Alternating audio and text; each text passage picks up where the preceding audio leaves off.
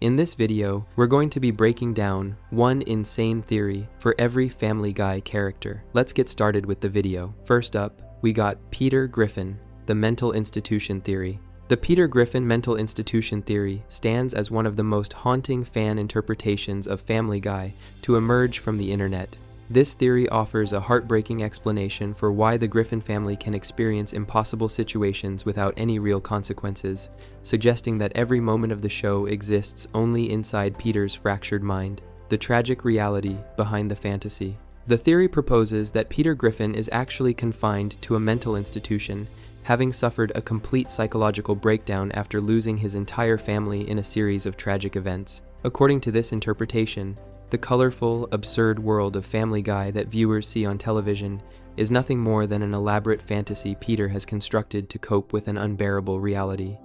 Everything we see on screen is happening inside Peter's head as he sits in a mental hospital, unable to face the truth of what really happened to his family, the night everything changed. In the real world, Meg Griffin was not the awkward, unattractive teenager, constantly mocked by everyone around her. Instead, she was a beautiful, popular girl at the prime of her high school life. She had a special bond with her younger brother Chris, who suffered from mental disability due to oxygen deprivation at birth. Meg loved Chris deeply and felt protective of him, unable to stand that he couldn't receive the same attention and love from their parents that she did. One fateful night, Meg took Chris to a party.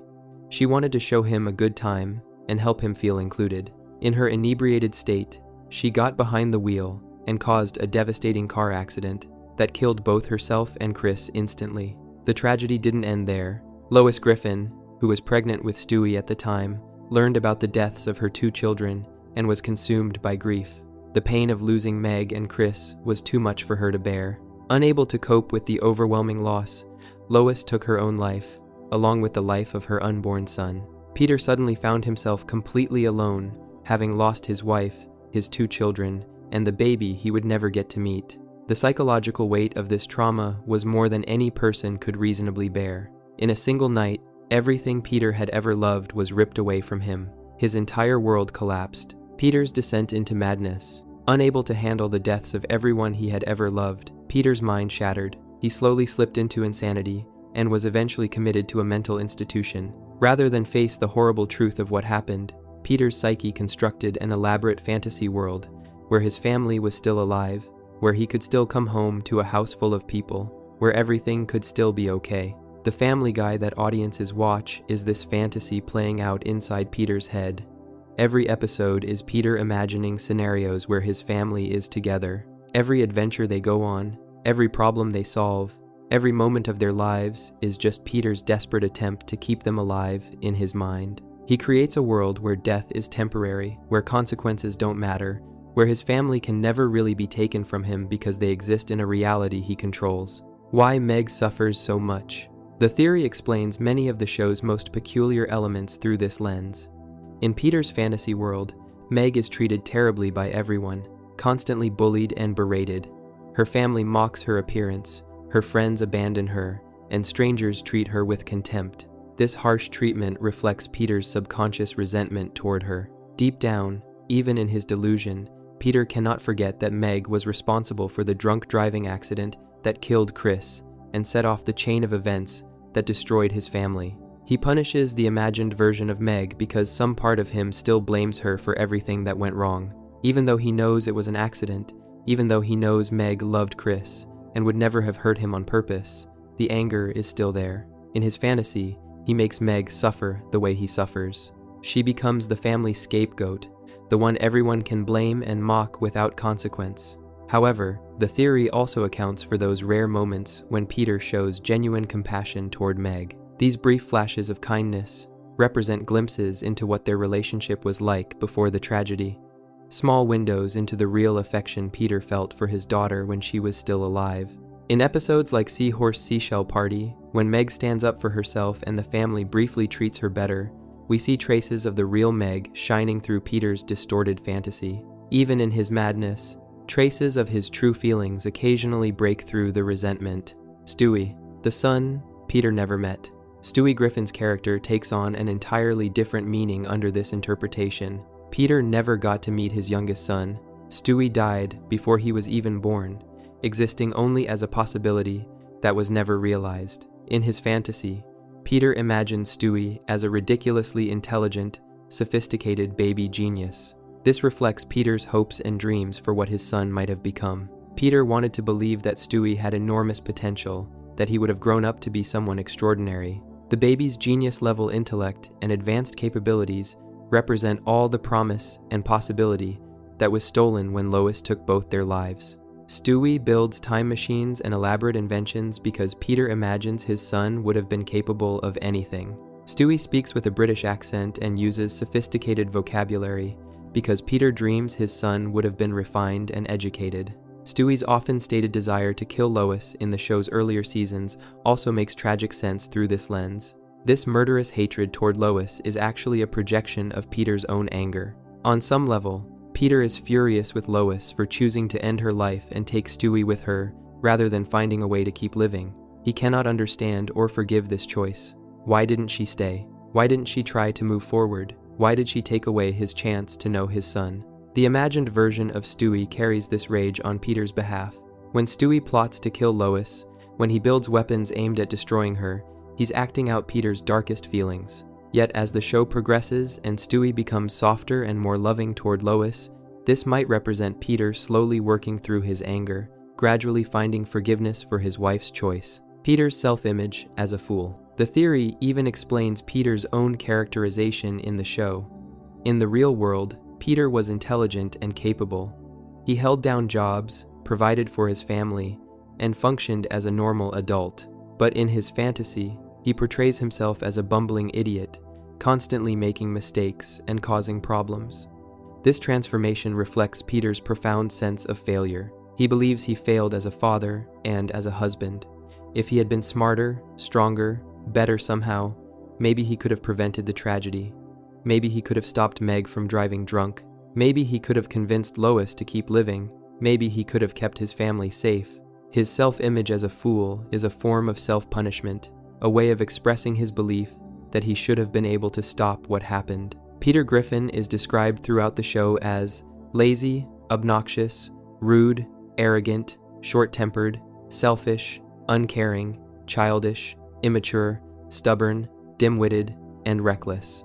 An IQ test in the episode Paytarded places Peter's intellect below the level of being mentally challenged. His mental shortcomings have resulted in various accidents affecting other people, including the death of his stepfather, Francis Griffin, and multiple injuries to his wife, Lois. His attention span is remarkably short, and he often forgets important information moments after learning it.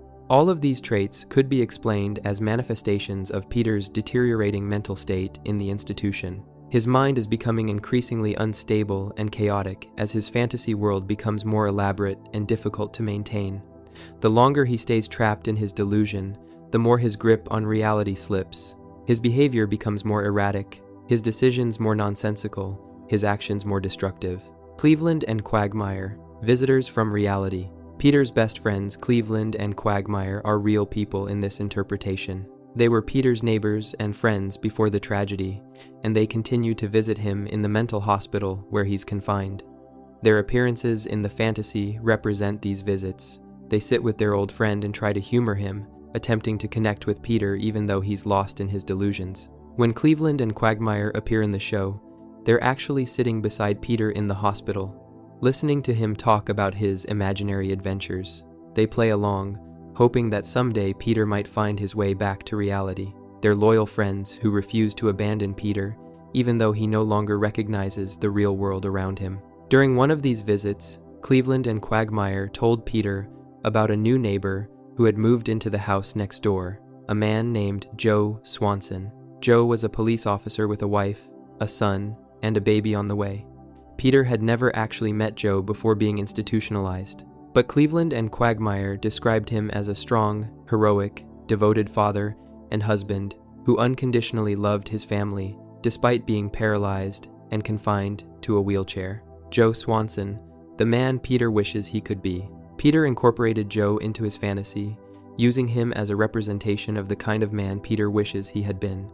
Joe is everything Peter feels he failed to be. He's strong and protective, capable of keeping his family safe even with physical limitations. He's a police officer who saves people and fights criminals. He's a devoted husband who loves his wife and a caring father who protects his children. Joe represents the ideal of what Peter thinks a good father and husband should look like. The kind of person who could have prevented the tragedy that destroyed Peter's real life. Joe can still be heroic despite being in a wheelchair, still be strong despite his disability. This shows that Peter believes his own failings were not about physical capability, but about character and strength of will. In the show, Joe displays incredible fighting abilities despite being paralyzed. He defeats multiple opponents, performs amazing physical feats, and never lets his wheelchair stop him from being a hero. This is Peter's way of showing himself what he should have been capable of. If Joe can protect his family from a wheelchair, Peter should have been able to protect his family with full use of his body. The Cleveland Show explanation. The theory even accounts for The Cleveland Show, the Family Guy spin-off. According to the interpretation, Cleveland visited Peter more frequently than Quagmire did. During these visits, Cleveland would indulge Peter's fantasy, playing along with his delusions in an attempt to bring some comfort to his suffering friend. He would listen to Peter's stories, agree with his made-up adventures, and participate in the imaginary world Peter had created. However, over time, Cleveland began to feel himself losing touch with reality as well. The line between Peter's fantasy and the real world started to blur for Cleveland. He found himself thinking about Peter's imaginary scenarios even when he wasn't at the hospital. He started to wonder if maybe Peter's fantasy was real. He began to lose himself in the delusion alongside his friend. Frightened by this, Cleveland made the difficult decision to stop visiting Peter. He couldn't let himself get pulled into Peter's madness. He needed to stay grounded in reality. In Peter's mind, this disappearance manifested as Cleveland moving away to Virginia, spawning the entire narrative of The Cleveland Show as Peter's imagination filled in the absence of his friend. Cleveland didn't really move away. He simply stopped coming to visit. But Peter couldn't accept that his friend had abandoned him, so he created a story where Cleveland was just somewhere else, still living his life, still okay. Why nothing has real consequences? The theory provides a dark explanation for the show's increasingly absurd scenarios. Peter constantly puts himself and his family through ridiculous, often dangerous situations in his fantasy world. They fight giant chickens in extended battles that destroy entire city blocks. They travel through time and space. They meet celebrities and historical figures. They survive explosions, gunshots, falls from great heights, and countless other injuries that would kill normal people. These scenarios reflect Peter's real-life guilt over failing to protect his family. However, unlike in reality, things always work out okay in the fantasy. No matter what happens, the family survives and stays together. Characters who die in one episode reappear perfectly fine in the next. Injuries heal instantly. Buildings destroyed one day are intact the next. There are no lasting consequences because Peter won't allow there to be. Since Peter's real family never got a happy ending, he gives them one in his imagination. He rewrites reality over and over, creating scenarios where his family faces danger, but always makes it through safely, always stays together, always gets to be okay. He's rewriting the accident over and over, changing the ending each time. In his fantasy, crashes don't kill people, bad things can happen, but they never take away what matters most. The meaning behind Cutaway gags. The show's signature cutaway gags take on new significance under this theory. In Family Guy, these random flashback sequences typically begin with a character saying something like, "This is worse than the time," before cutting to an unrelated scene. The scene plays out for a few seconds or minutes, then the show returns to the main story. These gags are implied to be stories made up by the characters and didn't actually happen. In the context of the mental institution theory, these cutaways could represent Peter's fractured, unstable mental state. His mind jumps erratically between different thoughts and memories, unable to maintain a coherent narrative. He constantly fragments into random tangents and imagined scenarios. His thoughts don't flow in a logical order. Instead, they bounce from one topic to another without warning or connection. This is how many people experience severe mental illness or trauma.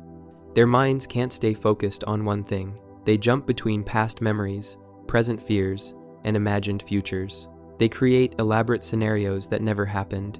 They lose track of what's real and what they've invented. Peter's cutaway gags show a mind that can no longer distinguish between fantasy and reality, between what actually happened and what he wishes had happened. There are even hints within the show itself that acknowledge mental institutions. In the episode Guy, Robot, Peter and his friends actually visit a place called the Brookfield Insane Asylum while searching for Peter's old mattress. The show has flirted with the idea of Peter being institutionalized, even if only as a throwaway joke. But according to this theory, it's not a joke at all. It's Peter's subconscious acknowledging where he really is. A psychological perspective. Mental health professionals have noted that fan theories like the Peter Griffin mental institution theory can serve as a catalyst for meaningful discussions about mental health and the ways media represents these issues.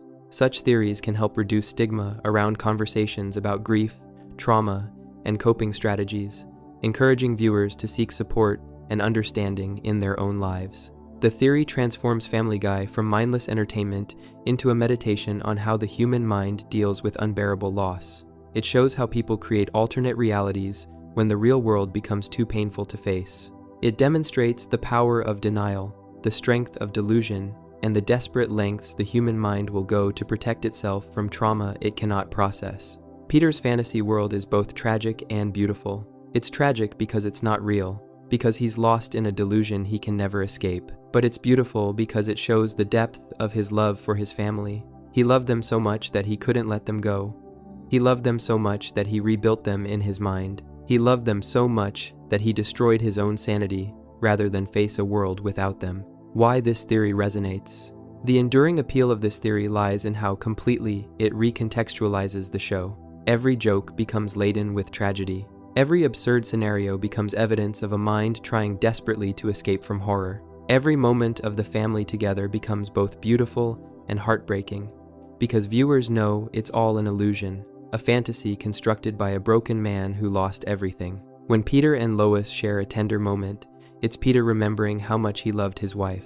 When Peter plays with Chris, it's Peter imagining the son he lost. When Peter holds Stewie, it's Peter trying to know the child he never got to meet. Every family dinner, every holiday celebration, every ordinary day is Peter's way of keeping his family alive. Since Peter's real family never got a happy ending, he tries to create one in his mind over and over again, and that, according to the theory, is really all that Peter Griffin ever wanted. He wanted his family to be safe. He wanted them to be together. He wanted everything to be okay. The entire elaborate construction of Family Guy, with all its impossible scenarios and cartoon violence and musical numbers, is just one man's desperate attempt to undo what cannot be undone, to bring back what has been lost forever. The power of fan interpretation. The Peter Griffin mental institution theory may not be canon, and the show's creator, Seth MacFarlane, has never suggested anything like it was intended. The show was created as a comedy, meant to make people laugh with its outrageous humor and silly situations. But the power of this theory comes from how well it fits, how it transforms scattered elements of the show into a cohesive, tragic narrative. It offers viewers a way to see the show through a completely different lens, where every silly joke carries the weight of unspeakable loss, and every happy ending is really just a desperate fantasy playing out in the mind of a man who couldn't face his reality. The theory demonstrates how audiences engage with media in creative and unexpected ways, finding deeper meaning in content that was designed purely for entertainment. Whether viewers accept this interpretation or reject it entirely, the theory has become an inseparable part of Family Guy's cultural legacy, a dark shadow that lurks beneath the show's bright, cartoonish surface. It reminds us that sometimes the stories we tell ourselves to cope with pain can become more real than reality itself, and that laughter and tears often exist closer together than we'd like to admit. It shows us that comedy and tragedy are two sides of the same coin, and that sometimes the funniest jokes are the ones that hide the deepest pain. Before we move on, make sure to subscribe if you're enjoying this breakdown. Moving on, we have Lois Griffin, the Purgatory theory. Lois Griffin, trapped in her own personal hell. Lois Griffin appears to have it all on the surface. She's an attractive woman with a family, a house in suburban Rhode Island, and a life that should be comfortable. But according to a popular fan theory, Lois is actually living in purgatory, trapped in a loveless marriage and a mundane existence as punishment for the sins she committed during her actual lifetime. Every frustration she faces, every humiliation she endures, and every moment of disappointment in her life is not random. It's deliberate punishment designed to make her pay for who she used to be. The woman Lois used to be. In her real life, before she ended up in this purgatory, Lois was a completely different person. She was vain, shallow, and obsessed with her own beauty and status. She came from an extremely wealthy family, the Schmidts, who had money, power, and influence. Lois grew up surrounded by luxury and privilege. She had access to the finest things in life and never wanted for anything material. But Lois didn't use her advantages to help others or make the world better. Instead, she used her beauty and her body as tools to manipulate people and get what she wanted. She was promiscuous, engaging in relationships with multiple men without regard for their feelings or situations. She specifically targeted married men, breaking up families and destroying marriages without any guilt or concern for the wives and children she was hurting. Lois was obsessed with fashion, always needing to have the latest designer clothes and the most expensive accessories. She cared deeply about her position in social hierarchies, constantly seeking to climb higher and associate with more important people. She looked down on those she considered beneath her station. She valued appearances over substance, caring more about how things looked than how they actually were. Her beauty gave her power, and she wielded that power carelessly. Men wanted her, and she knew it. She used their desire to manipulate them into giving her what she wanted, whether it was money, gifts, access to exclusive events, or simply the ego boost of knowing she could have anyone she desired. She left a trail of broken hearts and destroyed relationships in her wake, never looking back to see the damage she had caused. The punishment begins. According to the Purgatory theory, when Lois died, she was sent to a place designed specifically to punish her for these sins. But this isn't the fire and brimstone version of hell. Instead, it's a more subtle and psychological punishment. She's been placed in a situation that is the exact opposite of everything she valued in life. The wealthy heiress who once had access to unlimited money is now trapped in a lower middle-class existence. The woman who wore designer clothes and attended fancy parties now shops at regular stores and struggles to make ends meet.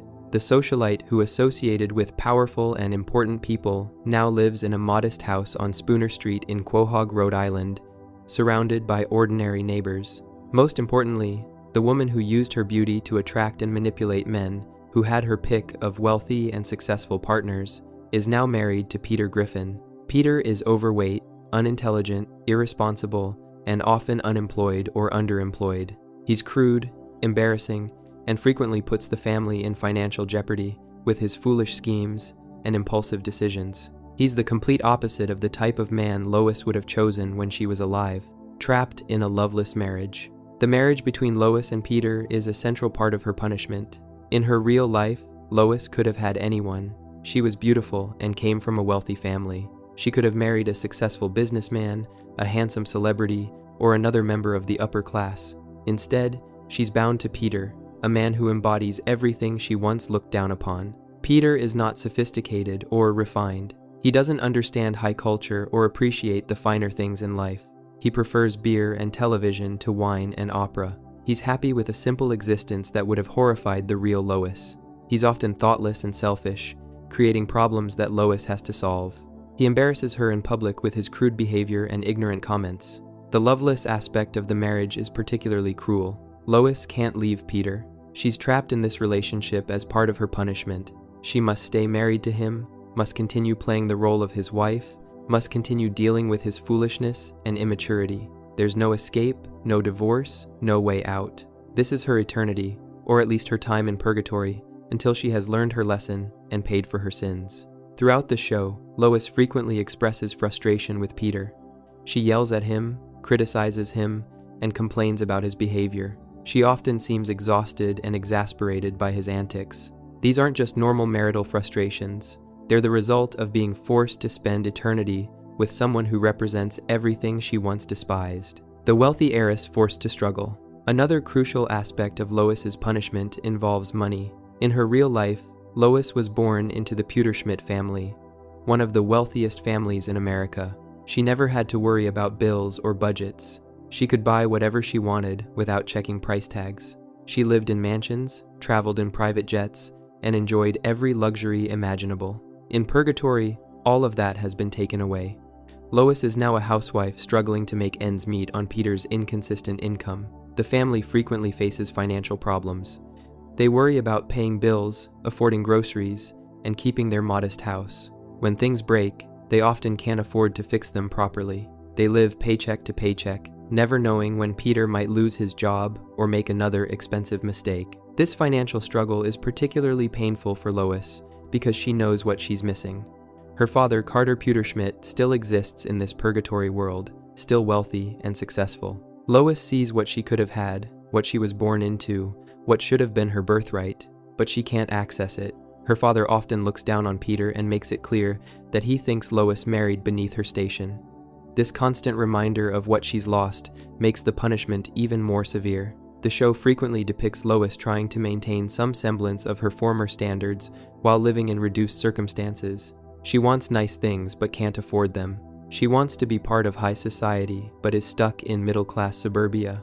She wants the respect and status she once had but is now just another housewife in Quahog, forced to be a housewife and mother. In her real life, Lois was free and independent. She could do whatever she wanted, go wherever she pleased, and live entirely for herself. She didn't have responsibilities or obligations.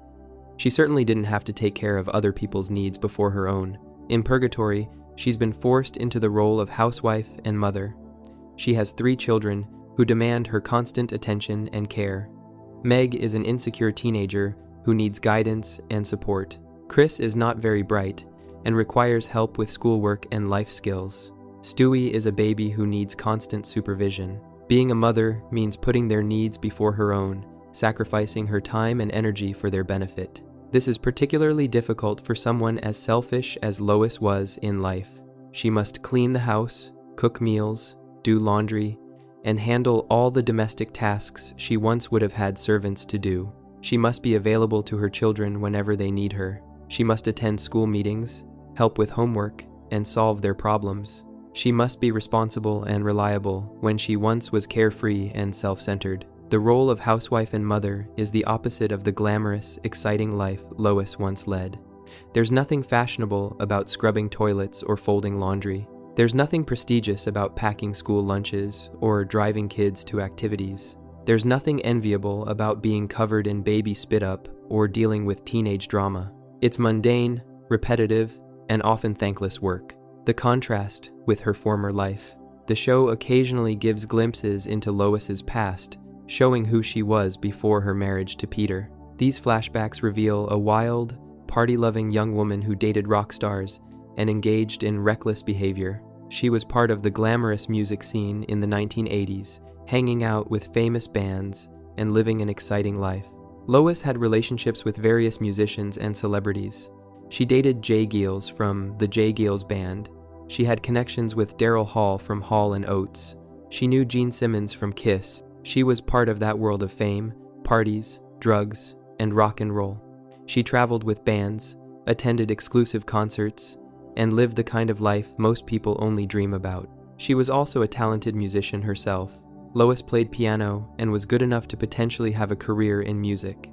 But she was more interested in the party lifestyle than in developing her talents. She wanted the glamour and excitement without the work and discipline required to truly succeed. In Purgatory, all of that is gone. The rock stars have been replaced by Peter Griffin. The concerts and parties have been replaced by PTA meetings and grocery shopping. The excitement and glamour have been replaced by the dull routine of suburban family life.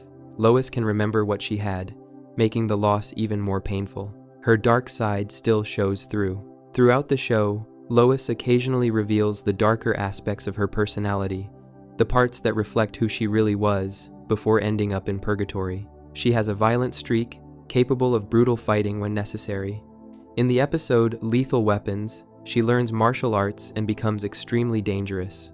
This violent capability suggests that Lois was not just vain and promiscuous in life, but potentially cruel and capable of hurting others. Lois also has addictive tendencies. She once had a kleptomaniac phase where she couldn't stop stealing things. She's shown signs of gambling addiction when exposed to casinos. She smoked marijuana while pregnant with Stewie, according to creator Seth MacFarlane's comments. She has a history with various drugs. These addictions reflect someone who was always chasing the next thrill, the next high, never satisfied with what she had. She's also capable of extreme selfishness. Lois has stolen from her own family, lied to get what she wants, and manipulated situations to her benefit. She's had affairs during her marriage to Peter, showing that even in Purgatory, she hasn't fully learned her lesson about fidelity and respect for relationships. She's forced Peter into sexual situations against his will, demonstrating a disturbing lack of respect for consent. These dark moments reveal that Lois is not in Purgatory by mistake. She's there because she genuinely was a bad person who hurt others and lived only for herself. The punishment fits the crime. Why this theory makes sense. The Purgatory theory for Lois explains many contradictions in her character. She's clearly intelligent and talented, so why did she marry someone like Peter? She comes from incredible wealth, so why does she stay in a financially struggling household? She's beautiful and could have many options, so why does she remain in an unhappy marriage? The answer is that she doesn't have a choice. This is her punishment, and she must endure it until she's learned her lesson. Purgatory is meant to purify souls, to make them confront their sins and change their ways. Lois must learn to be selfless instead of selfish, to value substance over appearance, to appreciate what she has instead of constantly wanting more. The theory also explains why Lois has become increasingly frustrated and angry as the show has progressed. In early seasons, she was more patient and understanding, but as time goes on, she's become sharper, meaner, and more willing to lash out at her family. This could represent her growing frustration with her punishment, her inability to change her situation, and her anger at being trapped in this life forever. She's a wealthy heiress forced to count pennies. She's a beautiful woman stuck with an embarrassing husband. She's a selfish person forced to care for others. She's a social climber trapped in middle-class suburbia. Every aspect of her current existence is designed to punish her for who she was, to make her experience the opposite of everything she valued. Learning her lesson. Purgatory isn't meant to be permanent.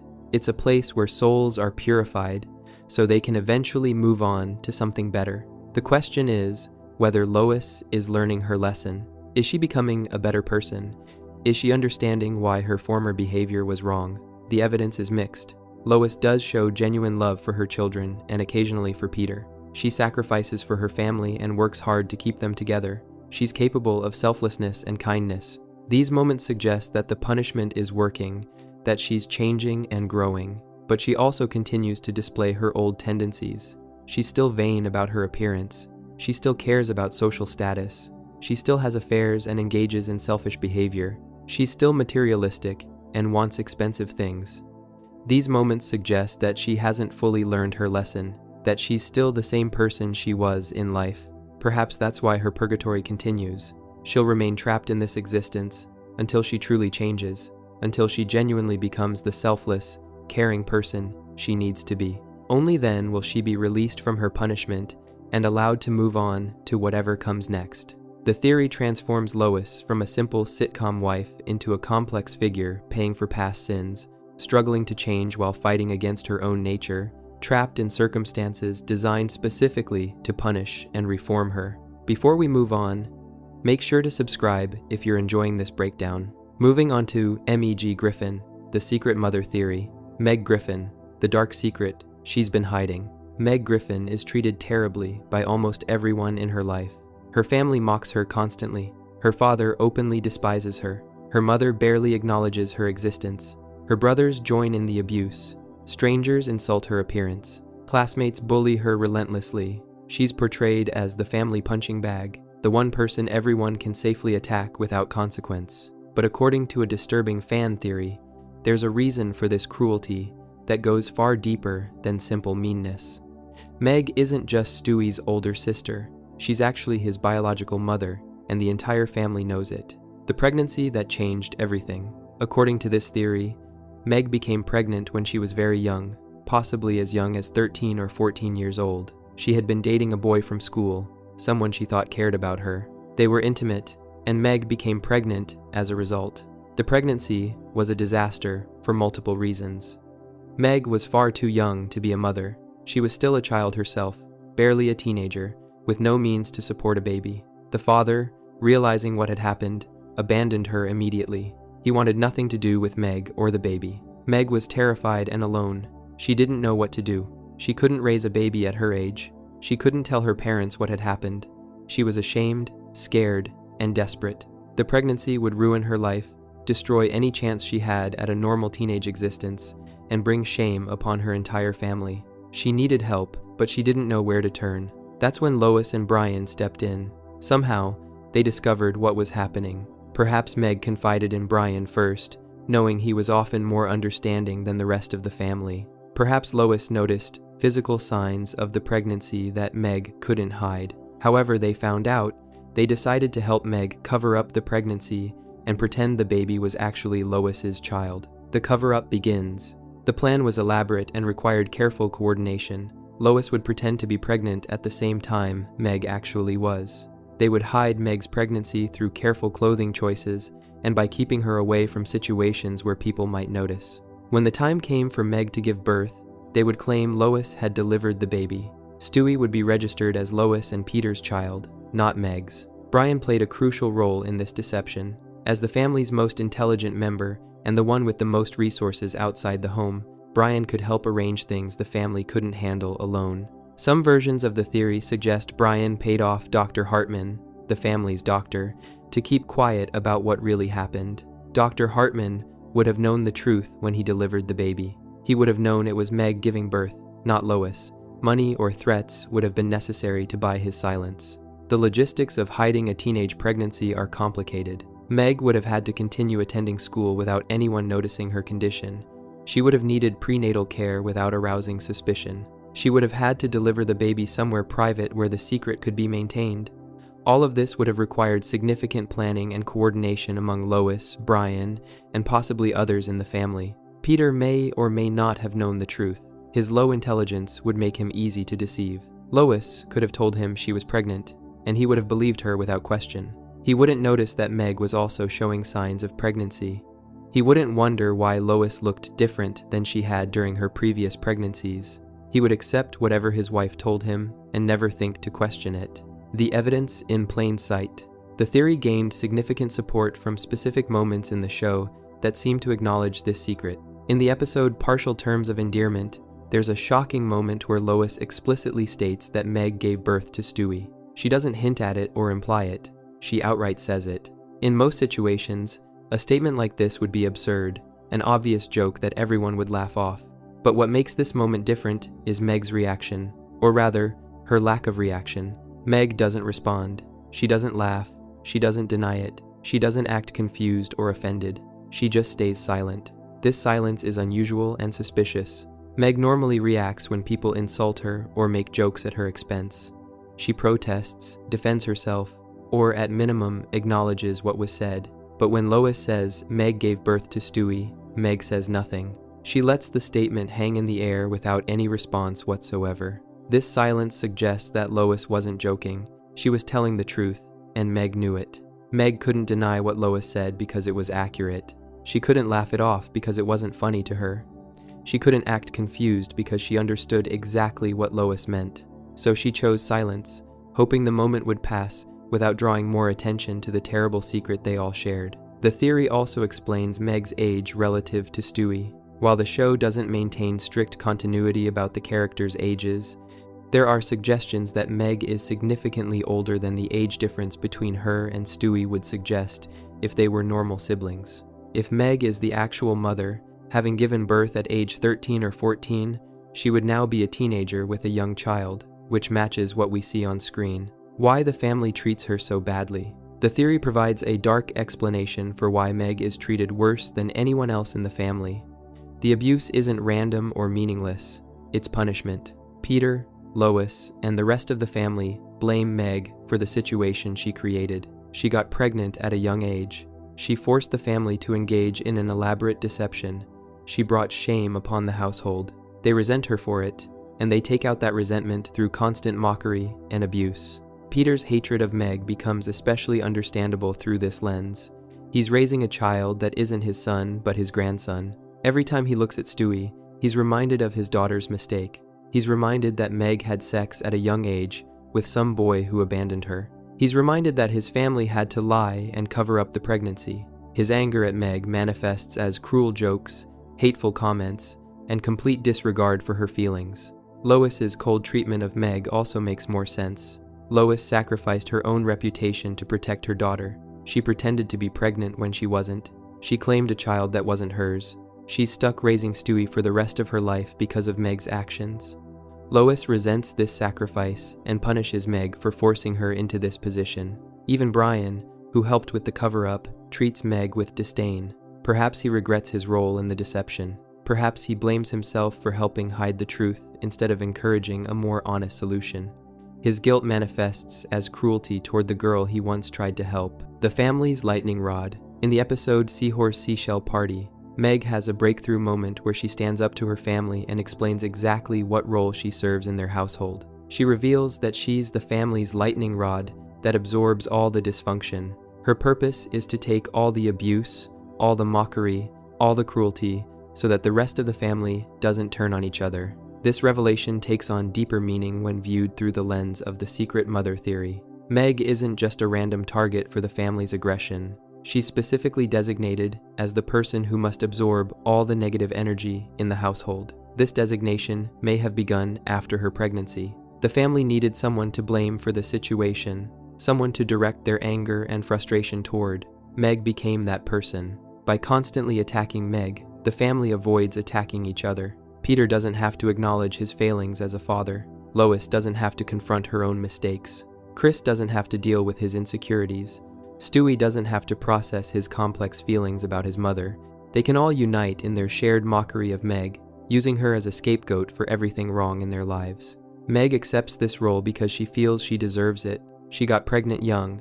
She disrupted the family. She created this mess. In her mind, accepting the abuse is the price she must pay for her mistake. It's her penance, her punishment, her way of making up for what she did. She sacrifices her own happiness and self-esteem to keep the family together. This explains the end of that same episode. After Meg stands up for herself and tells the family the truth about how they treat her, they start turning on each other instead. Peter and Lois fight. Chris becomes aggressive. The family dynamic falls apart without Meg to serve as their punching bag. Meg realizes that her role, as terrible as it is, serves a purpose. She voluntarily returns to being the lightning rod because she'd rather suffer herself than watch her family destroy itself. Stewie and Meg's relationship. The theory adds complexity to the relationship between Stewie and Meg. Throughout the show, Stewie treats Meg with the same contempt as the rest of the family, often worse. He mocks her appearance, insults her intelligence, and shows no respect for her whatsoever. But if Meg is actually his mother, this cruelty takes on a darker dimension. Stewie doesn't know the truth about his parentage. He believes Lois is his mother and Meg is his sister.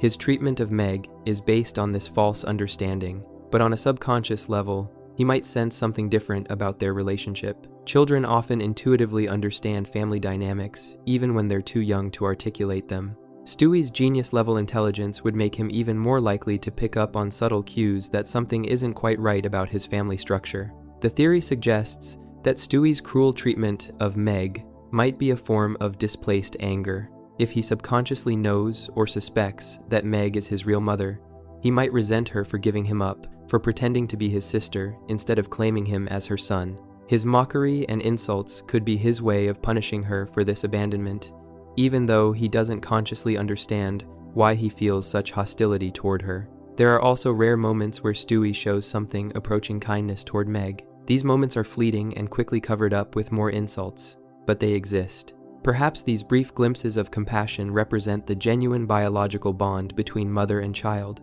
moments where their true relationship shines through the layers of deception and dysfunction. Brian's guilt and involvement. Brian's role in this theory is particularly interesting because he's often portrayed as the most moral and rational member of the family. If he helped Meg cover up her pregnancy, it represents a significant moral compromise on his part. Brian would have known that hiding the truth was wrong, that it would create long-term problems for everyone involved, especially Meg and Stewie. But he did it anyway, presumably because he cared about Meg and wanted to protect her. Throughout the show, Brian shows a strange combination of attraction to and disdain for Meg. He's made advances toward her on multiple occasions, suggesting inappropriate feelings. He's also been cruel to her, joining in the family's mockery and abuse. This complicated dynamic makes more sense if Brian shares a secret with Meg, a secret that binds them together while simultaneously creating distance between them.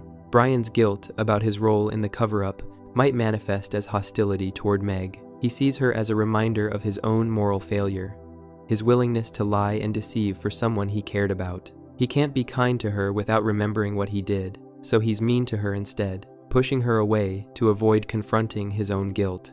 The theory also explains why Brian is one of the few characters who can understand Stewie perfectly. If Brian was involved in Stewie's birth, if he was there when Meg gave birth and helped arrange the adoption deception, he would have a special connection to Stewie that goes beyond their friendship. He knows Stewie's true origins. He knows the secret of who Stewie really is and where he came from. This knowledge creates a bond between them that neither fully understands or acknowledges. The missing father. One aspect of the theory that raises questions is the identity of Stewie's biological father. According to the theory, Meg got pregnant by an ex-boyfriend who then abandoned her. This person has never been identified in the show, which is suspicious in itself. If Stewie is really Peter and Lois's child, there would be no missing father to identify, but if he's Meg's child, there's a teenage boy somewhere who fathered a child and then disappeared from Meg's life completely. The show has made jokes about Meg having multiple boyfriends who treat her badly. She's been shown dating boys who abuse her, use her, and dump her without remorse. These relationships always end badly for Meg. Perhaps this pattern started with Stewie's father, the first boy who hurt her, abandoned her, and left her to deal with the consequences of their relationship alone. Some versions of the theory speculate about who this father might be. Could it be someone we've seen on the show? Could it be one of Meg's classmates who treats her badly specifically because he knows what happened between them? The show has never explicitly answered these questions, leaving them open to interpretation. Why the secret must be maintained. The theory explains why the family would go to such extreme lengths to hide the truth. If people knew that Meg had given birth at age 13 or 14, there would be serious legal and social consequences. Child protective services would become involved. Questions would be asked about how this happened and why no one noticed. The family's reputation in Quahog would be destroyed. Peter might lose his job. The children might be taken away. Beyond the practical consequences, there's the emotional damage to consider. Stewie would be devastated to learn that his mother is actually his sister, that his entire understanding of his family is based on a lie. Meg would be exposed as a teenage mother who gave up her child. The family's dysfunction, already significant, would explode into complete chaos if the truth came out. So, the secret must be maintained at all costs. Everyone involved has a reason to keep quiet. Lois doesn't want to admit she's been lying for years. Peter doesn't want to face the truth about his daughter. Brian doesn't want to acknowledge his role in the deception. Meg doesn't want Stewie to know she's his real mother. And Stewie remains blissfully ignorant, never suspecting that his family structure is built on lies. The weight Meg carries. If this theory is true, Meg carries an enormous burden every single day. She's a teenage girl raising her son as her brother, unable to claim him, unable to be his mother in any meaningful way. She watches Lois parent the child Meg gave birth to, watches Lois make decisions about Stewie's life, watches Lois receive the love and affection that should belong to her as his mother. She endures constant abuse from her family, knowing she can't fight back because she believes she deserves it. She accepts the role of lightning rod, absorbing all the dysfunction and cruelty, because she thinks this is her punishment for getting pregnant so young. She sacrifices her happiness, her self-esteem, and her future to protect a secret that protects everyone except herself. This theory transforms Meg from a simple punching bag character into a tragic figure carrying an unbearable secret, paying every day for a mistake she made as a child, unable to claim her own son or defend herself against the cruelty of a family that blames her for everything that went wrong. Before we move on, make sure to subscribe if you're enjoying this breakdown. Moving on to Chris Griffin, the stolen child theory. Chris Griffin, the boy who doesn't belong. Chris Griffin has always been the odd one out in the Griffin family, though not in the ways most people notice. While his sister Meg gets openly mocked and his brother Stewie schemes for world domination, Chris just exists in the background, seemingly content with his simple life. But there's something fundamentally different about Chris that the show has hinted at repeatedly over the years. He doesn't look like anyone else in his family. His mannerisms are different. His personality doesn't match his supposed parents. And according to a persistent theory backed by multiple references throughout the series, there's a simple explanation for all of this. Chris Griffin isn't actually a Griffin at all. He was stolen from a Dutch family when he was just a baby. The most obvious clue. The first thing anyone notices about Chris is his hair. He has blonde hair, bright and unmistakable. This wouldn't be unusual in most families, but in the Griffin household, it stands out dramatically. Peter has brown hair, Lois has red hair, Meg has brown hair. Stewie has no hair as a baby, but when shown older in future episodes, he also has brown hair. Chris is the only blonde in the entire family, immediate or extended. Hair color is genetic. While it's possible for two parents with darker hair to have a blonde child under certain genetic circumstances, it requires both parents to carry recessive blonde genes. The complete absence of blonde hair in any other Griffin family member makes this extremely unlikely. When looking at Peter's extended family tree, which the show has explored in various episodes, there are no blondes anywhere. The Griffins have dark hair. The Pewterschmidts, Lois's family, have red or brown hair. Chris's blonde hair doesn't come from either side of his supposed family. This physical difference has been noted by characters within the show. People have commented on how Chris doesn't look like his parents. Strangers have questioned whether he's really part of the family. Even family members have made jokes about Chris's parentage. These aren't just throwaway gags. They're consistent references throughout the entire series, suggesting something deeper than simple comedy. The Dutch family connection. The most explicit reference to Chris's true origins comes in the episode Who's Brian Now?, where the show directly states that Chris was kidnapped from a Dutch family as a baby. This isn't presented as speculation or theory. It's stated as fact within the episode's narrative. The joke is delivered casually, as the show often does with its most disturbing revelations, but the implication is clear. Chris Griffin is not Peter and Lois's biological child. He was taken from his real parents, a Dutch couple who never knew what happened to their son. The Netherlands connection explains Chris's blonde hair. The Dutch population has one of the highest percentages of blonde-haired people in the world. A child from a Dutch family would very likely have blonde hair, exactly like Chris does. His physical appearance finally makes sense when you consider his actual genetic heritage rather than his supposed one. But this raises disturbing questions about how Chris ended up with the Griffins. The show presents it as a kidnapping, which means Peter and Lois actively took a baby that wasn't theirs. Did they steal him directly from a hospital? Did they arrange some kind of illegal adoption? Did they find him abandoned and decide to keep him rather than report it to authorities? The show never provides these details, leaving the exact circumstances of Chris's abduction mysterious and unsettling. The adoption papers. In the episode regarding Carter, Peter makes a shocking discovery. While searching through the house, he finds Chris's adoption papers along with one of Lois's guns. This moment is played for laughs, quickly glossed over and never mentioned again. But if taken seriously, it confirms that Chris was adopted, not born to Peter and Lois, as they've always claimed.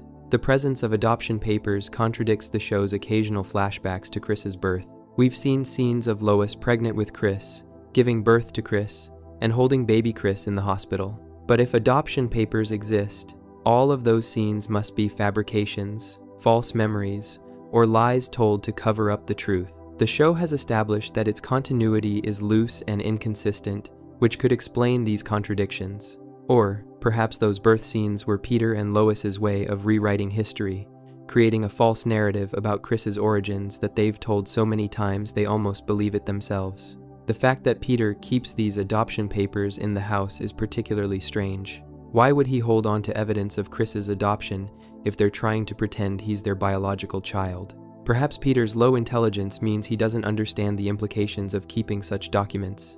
Perhaps he forgot they existed. Or perhaps part of him wants the truth to come out someday, wants Chris to know where he really came from. A history of questionable parentage. Chris's adoption or kidnapping isn't the only time his parentage has been questioned. Throughout the series, there have been multiple jokes and references suggesting that Chris isn't really Peter's son. In the episode A Mission Impossible, it's revealed that Chris was conceived because of a broken condom, with Peter and Lois filing a lawsuit against the condom company. The settlement from this lawsuit paid for the house the family currently lives in, but even this story, if true, only confirms that Lois became pregnant with someone's child. It doesn't prove that Peter was the father. Given the show's hints about Lois's promiscuous past and her relationships with other men, it's possible that Chris was conceived during one of these encounters. Lois might have been unsure who the father was, or she might have known it wasn't Peter but claimed it was to avoid complications. In Peter's Daughter, Lois admits she smoked and drank heavily when she was pregnant with Chris, attempting to induce a miscarriage. She claims she chickened out halfway through the pregnancy, which is why Chris was born despite her efforts. This disturbing revelation shows that Lois didn't want Chris, at least not initially, but it also raises questions about whether she was ever actually pregnant at all. If Chris was stolen from a Dutch family, Lois was never pregnant with him. Her story about trying to miscarry could be another fabrication, a lie designed to explain away inconsistencies in her supposed pregnancy. Physical differences beyond hair color. Chris doesn't just have different hair from the rest of his family, his entire body type is different. He's tall and overweight like Peter, but his facial features don't match either parent. His head shape is rounder, his nose is different, his eyes are a different color. When you see the Griffin family together, Chris looks like he could be from a completely different gene pool, which according to this theory, he is. The show has also established that Chris doesn't share many personality traits with his supposed parents or siblings. Peter is loud, brash, and confident despite his stupidity. Lois is manipulative and sharp-tongued. Meg is insecure and desperate for acceptance. Stewie is brilliant and scheming. Chris is gentle, kind, and remarkably unbothered by the chaos around him. He's content with simple pleasures, uncomfortable with conflict, and generally good-natured. This personality difference could be explained by nature rather than nurture. Chris came from different biological parents with different genetic predispositions. The Dutch family he was stolen from might have been kind, gentle people, and Chris inherited these traits from them. Despite being raised in the dysfunctional Griffin household, his true nature shines through. Why steal a baby? The question that haunts this theory is why Peter and Lois would steal a baby in the first place. What circumstances would lead them to kidnap a child from a Dutch family? Several possibilities have been suggested by fans analyzing the show. One possibility is that Peter and Lois couldn't have children of their own, or couldn't have more children after Meg. They desperately wanted a son, but Lois couldn't get pregnant or couldn't carry a pregnancy to term. Rather than go through legal adoption channels, which are expensive and time-consuming, they decided to simply take a baby when the opportunity presented itself. Another possibility is that something happened to a biological son, and they replaced him with Chris. Perhaps they had a baby boy who died, and in their grief, they stole Chris to fill the void. They convinced themselves that this stolen child was their son, that they were saving him from whatever situation he was in, that they deserved to have a child even if they had to take one from someone else. A darker possibility is that Lois was never pregnant with Chris at all, but Peter believed she was. Perhaps Lois faked a pregnancy to hide an affair, or for some other reason. As her supposed due date approached, she panicked, knowing she couldn't produce a baby she'd never been carrying. So she, and possibly Brian, who often helps with family secrets, stole a baby to complete the deception. Peter, in his ignorance, never questioned where the baby came from or why he didn't look like them. The Dutch family's perspective. While the show focuses on the Griffin family, the theory forces us to consider the Dutch family that lost their child. Somewhere in the Netherlands, there are parents who have been missing their son for over a decade. They don't know what happened to him. They don't know if he's alive or dead. They don't know that he's living in Rhode Island with a family that pretends he's theirs. These parents likely reported their son's disappearance to the police. There was probably an investigation. Amber alerts were issued. The community searched. But they never found him because he was already in America with the Griffins, being raised under a different name, told a different story about who he was and where he came from. The Dutch family probably still thinks about their son every day. They might have other children now, but they never forgot their lost boy. They celebrate his birthday even though he's not there. They keep his room ready in case he ever comes home. They live with the grief and uncertainty of not knowing what happened to their child. Chris has no idea any of this exists. He doesn't know he has real parents in another country who love him and miss him. He doesn't know his real name or his actual birthday. He doesn't know his heritage or his true family history. Everything he believes about himself is based on lies told by the people who stole him. Chris's mental limitations. Chris is frequently portrayed as unintelligent, struggling in school and lacking common sense. The show often plays this for comedy, with Chris saying or doing something foolish, while others react with exasperation. But the theory offers a different explanation for Chris's cognitive difficulties. The trauma of being kidnapped as an infant, even if he has no conscious memory of it, could have affected his brain development. Additionally, being raised in an environment completely different from what his genetics prepared him for might have created developmental challenges. If his biological Dutch parents were intelligent, educated people, Chris's genes might have been coded for a child who would thrive in an intellectual, structured environment. Instead, he's being raised by Peter and Lois Griffin in a chaotic household where education isn't valued and structure doesn't exist. Chris might also be subconsciously aware that he doesn't belong.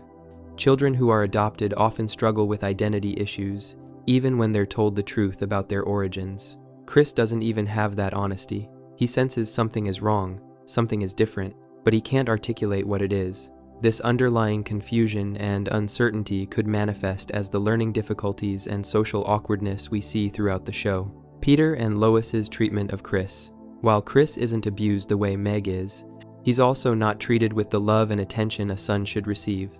Peter is often dismissive of Chris, showing little interest in his life or development. Lois is cold and distant, fulfilling her basic obligations as a mother, but showing no real warmth or affection. This detachment makes more sense if Chris isn't really their child. Peter might struggle to bond with Chris because on some level, he knows Chris isn't his biological son.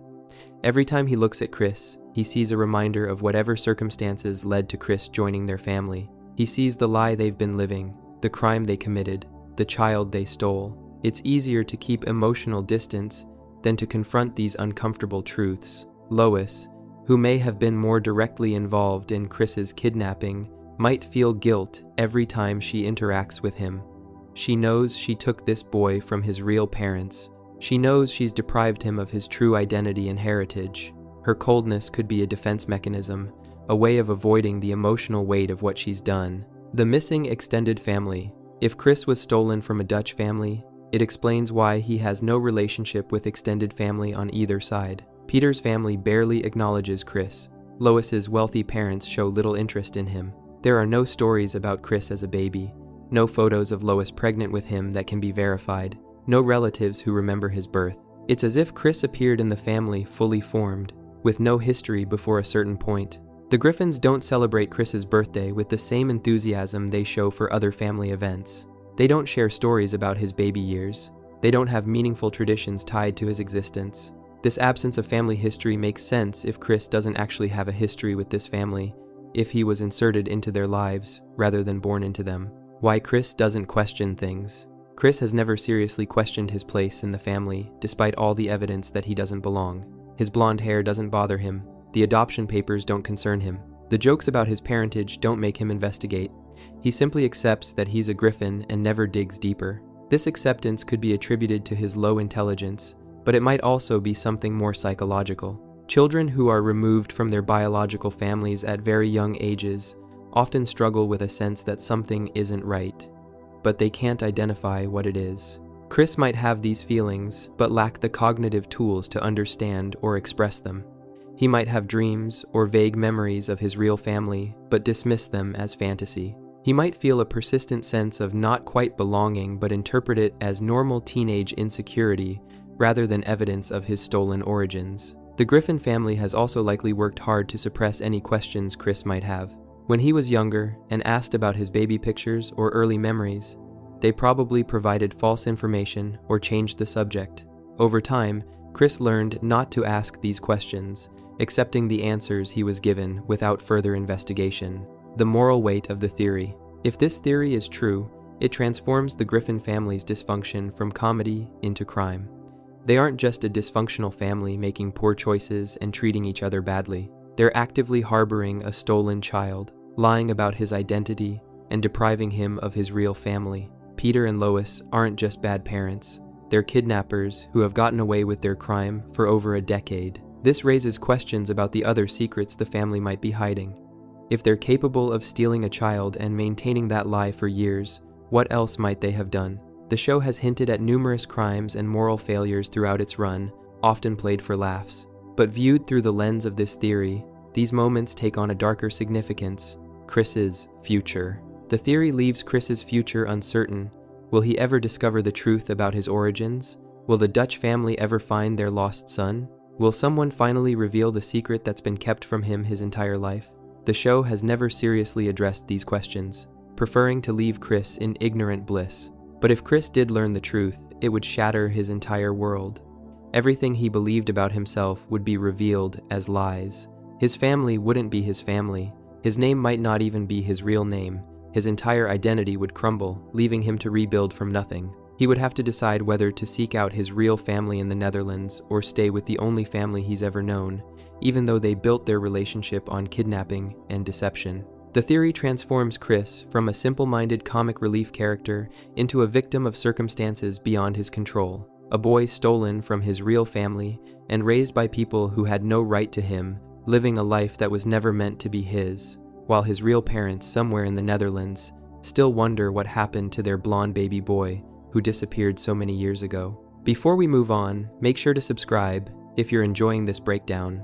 Moving on, we have Stewie Griffin, the perception theory. Stewie Griffin, the baby who controls reality. Stewie Griffin is the most confusing character in Family Guy. He's a baby, barely 1 year old, yet he speaks with perfect articulation and a sophisticated British accent.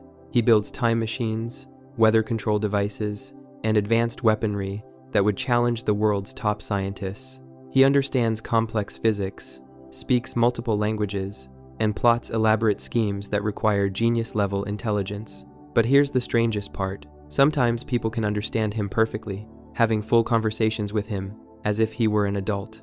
Other times, those same people treat him like a normal baby, unable to comprehend his words. This inconsistency has frustrated fans for years, but according to two popular theories, there's a logical explanation. Either the entire show exists inside Stewie's infant mind as he tries to make sense of the world around him, or Stewie isn't really a baby at all but an adult who has found a way to reverse time itself. The infant perception theory. The first theory proposes that everything viewers see in Family Guy is filtered through Stewie's perception as a baby. He's trying to understand the world from his limited perspective, and what we see on screen is his interpretation of reality, rather than reality itself. This theory elegantly explains many of the show's strangest elements, particularly the question of who can understand Stewie and when. In real life, babies don't speak in complete sentences. They don't have British accents. They don't articulate complex thoughts about world domination or matricide. What actually happens is that Stewie makes normal baby sounds, cries, and babbles like any infant would, but in his own mind, he's translating these sounds into sophisticated language. When we hear Stewie speaking eloquently, we're hearing his internal translation of his own baby noises, not what he's actually saying out loud. This explains the inconsistency in who can understand him. Brian, the family dog, can always understand Stewie perfectly because children naturally personify their pets. From Stewie's infant perspective, Brian is a member of the family who can talk just like everyone else. Young children see their pets as friends and companions who understand them, so in Stewie's mind, Brian has the ability to communicate. When we see Brian and Stewie having conversations, we're seeing Stewie's interpretation of his interactions with the family dog. In reality, Stewie is probably making baby noises while Brian sits nearby or occasionally barks, but Stewie's mind translates this into meaningful dialogue. Other characters understand Stewie only sometimes because of how they interact with him. When Lois responds to Stewie, she's responding to his cries and baby sounds like any mother would. She can tell when he's hungry, tired, or upset based on the tone and intensity of his crying.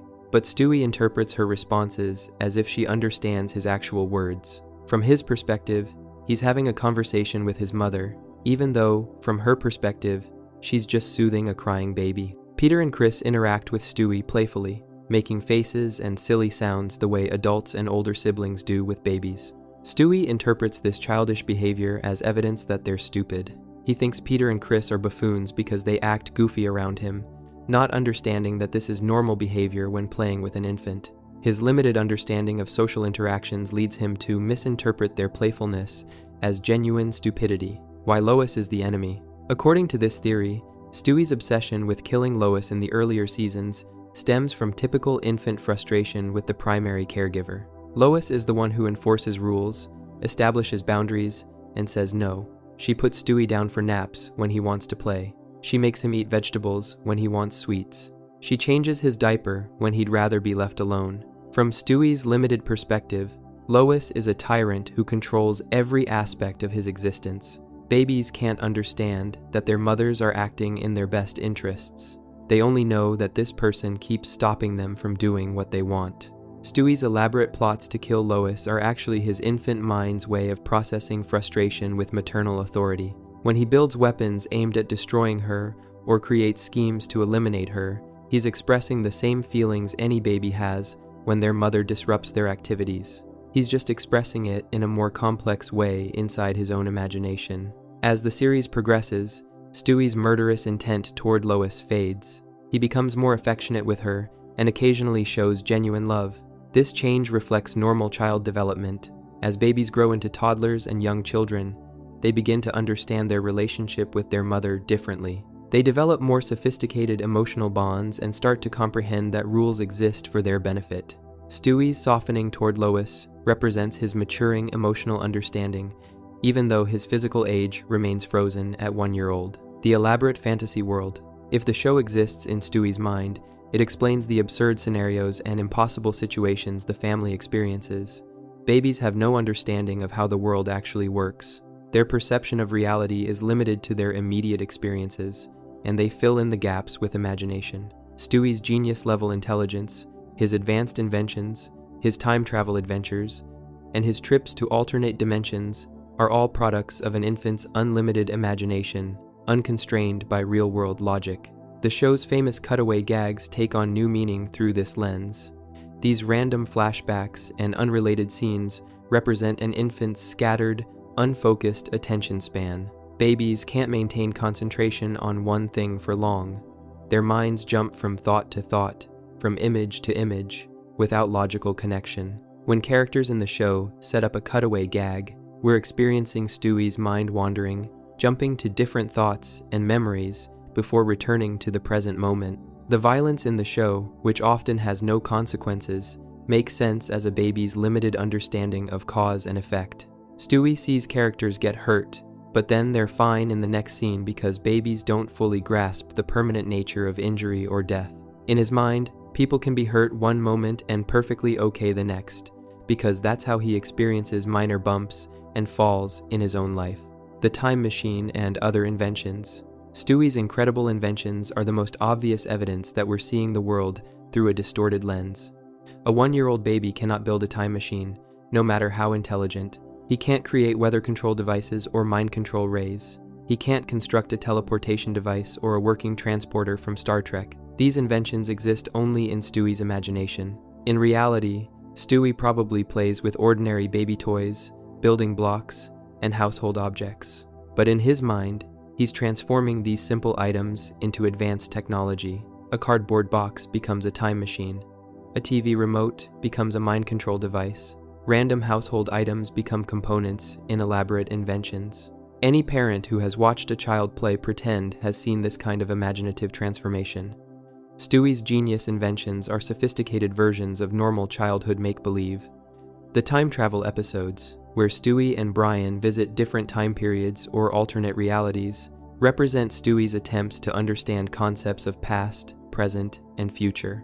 Babies have no conception of time. They live entirely in the present moment. As they develop, they begin to grasp that things happened before now and will happen later. Stewie's time travel adventures are his infant mind trying to process this confusing concept. The adult de-aging theory. The second major theory about Stewie takes a completely different approach. Instead of suggesting the show exists in his infant mind, this theory proposes that Stewie isn't really a baby at all. He's actually an adult, possibly elderly, who has used his scientific genius to reverse his age and the age of those around him. This theory explains his adult intellect, sophisticated manner of speaking, and genuine scientific capabilities. According to this interpretation, Stewie was once a grown man, possibly middle-aged or older. He had a best friend named Brian, and they shared incredible adventures together. But Brian was a dog, and dogs don't live as long as humans. Stewie watched Brian age, knowing that his best friend would die long before he did. Unable to accept this loss, Stewie dedicated himself to solving the problem of aging and death. Using his genius-level intelligence and scientific knowledge, Stewie eventually created a way to reverse the aging process. But he didn't just want to make himself younger. He wanted to go back to a time when he and Brian were both young, when they had their whole lives ahead of them, when they could continue their adventures indefinitely. So, he reversed time for both of them, and possibly for his entire family. The evidence for adult Stewie. Several pieces of evidence support the idea that Stewie is really an adult in a baby's body. His vocabulary and manner of speaking are far too sophisticated for a child of any age, let alone an infant. He uses words and phrases that would challenge most adults. He understands complex scientific concepts that take years of education to grasp. He has knowledge of history, literature, and culture that requires decades of learning. Stewie's relationship with Brian makes more sense if they were once adults together. They interact as equals, as friends who have known each other for a long time. They share inside jokes and references that suggest a shared history. Brian doesn't treat Stewie like a baby. He treats him like an adult friend who happens to be in a baby's body. Their adventures together, particularly in the Road to episodes, show a deep bond that feels more like a long-time friendship than a relationship between a pet and an infant. The show has occasionally shown flash-forwards to Stewie as an adult. In these future scenes, Stewie is sophisticated, successful, and clearly maintains his genius intellect throughout his life. But what if these aren't actually flash-forwards? What if they're flashbacks to who Stewie used to be before he de-aged himself? The adult Stewie we see in these episodes could be the original Stewie, the real Stewie, before he decided to go back to infancy. Why de-age the whole family? If Stewie had the power to reverse aging, why would he de-age his entire family and not just himself and Brian? The theory suggests that Stewie wanted to recreate a specific time period, a moment in his family's history when things were good. Perhaps his family fell apart as everyone grew older. Perhaps his parents died or his siblings became estranged. Perhaps the family that exists in the show represents an idealized version of a time when everyone was together and relatively happy. By de-aging everyone except Lois, Stewie essentially reset the family to an earlier state. The theory notes that Lois appears to be the same age she always was, suggesting that Stewie either couldn't or wouldn't de-age his mother. His complicated relationship with her, his early desires to kill her, might reflect unresolved issues from his adult life. Perhaps she wronged him in some way when he was older, and his infant state allows him to express anger he couldn't express as an adult. The theory also suggests that not everyone knows what Stewie did. Peter, with his low intelligence, probably has no memory of being older. Chris might have been too young in the original timeline to remember. Meg might suspect something but can't prove it. Only Stewie himself, and possibly Brian, fully understand what happened and why they're all living in this strange, reversed reality. Brian's knowledge and complicity. Brian's role in this theory is crucial because he appears to be the only one who fully understands Stewie and treats him as an equal. If Stewie and Brian were adult friends before the de-aging occurred, Brian would remember their real relationship. He would know that the baby he lives with is actually his longtime companion trapped in an infant's body. This knowledge would explain why Brian never treats Stewie like a child, why he engages in adult conversations with him, why he trusts Stewie's inventions, and follows him on dangerous adventures. Brian might have agreed to the de-aging process, or Stewie might have done it without his knowledge. Either way, Brian seems aware that their situation isn't normal. He doesn't question why a baby can build a time machine or speak perfect English. He doesn't wonder why he can understand Stewie when others can't. He accepts the reality they're living in because he knows the truth behind it. The deep friendship between Stewie and Brian makes perfect sense if they've actually known each other for decades rather than just a few years. They have the kind of bond that develops over a lifetime of shared experiences. They know each other's weaknesses, finish each other's sentences, and can communicate almost without words. This isn't the relationship between a baby and a dog. It's the relationship between two old friends who have been through everything together. The Time Machine episodes. The many episodes featuring Stewie's time machine take on new significance with this theory. When Stewie and Brian travel through time, they're not just having adventures, they're revisiting periods that Stewie remembers from his original timeline.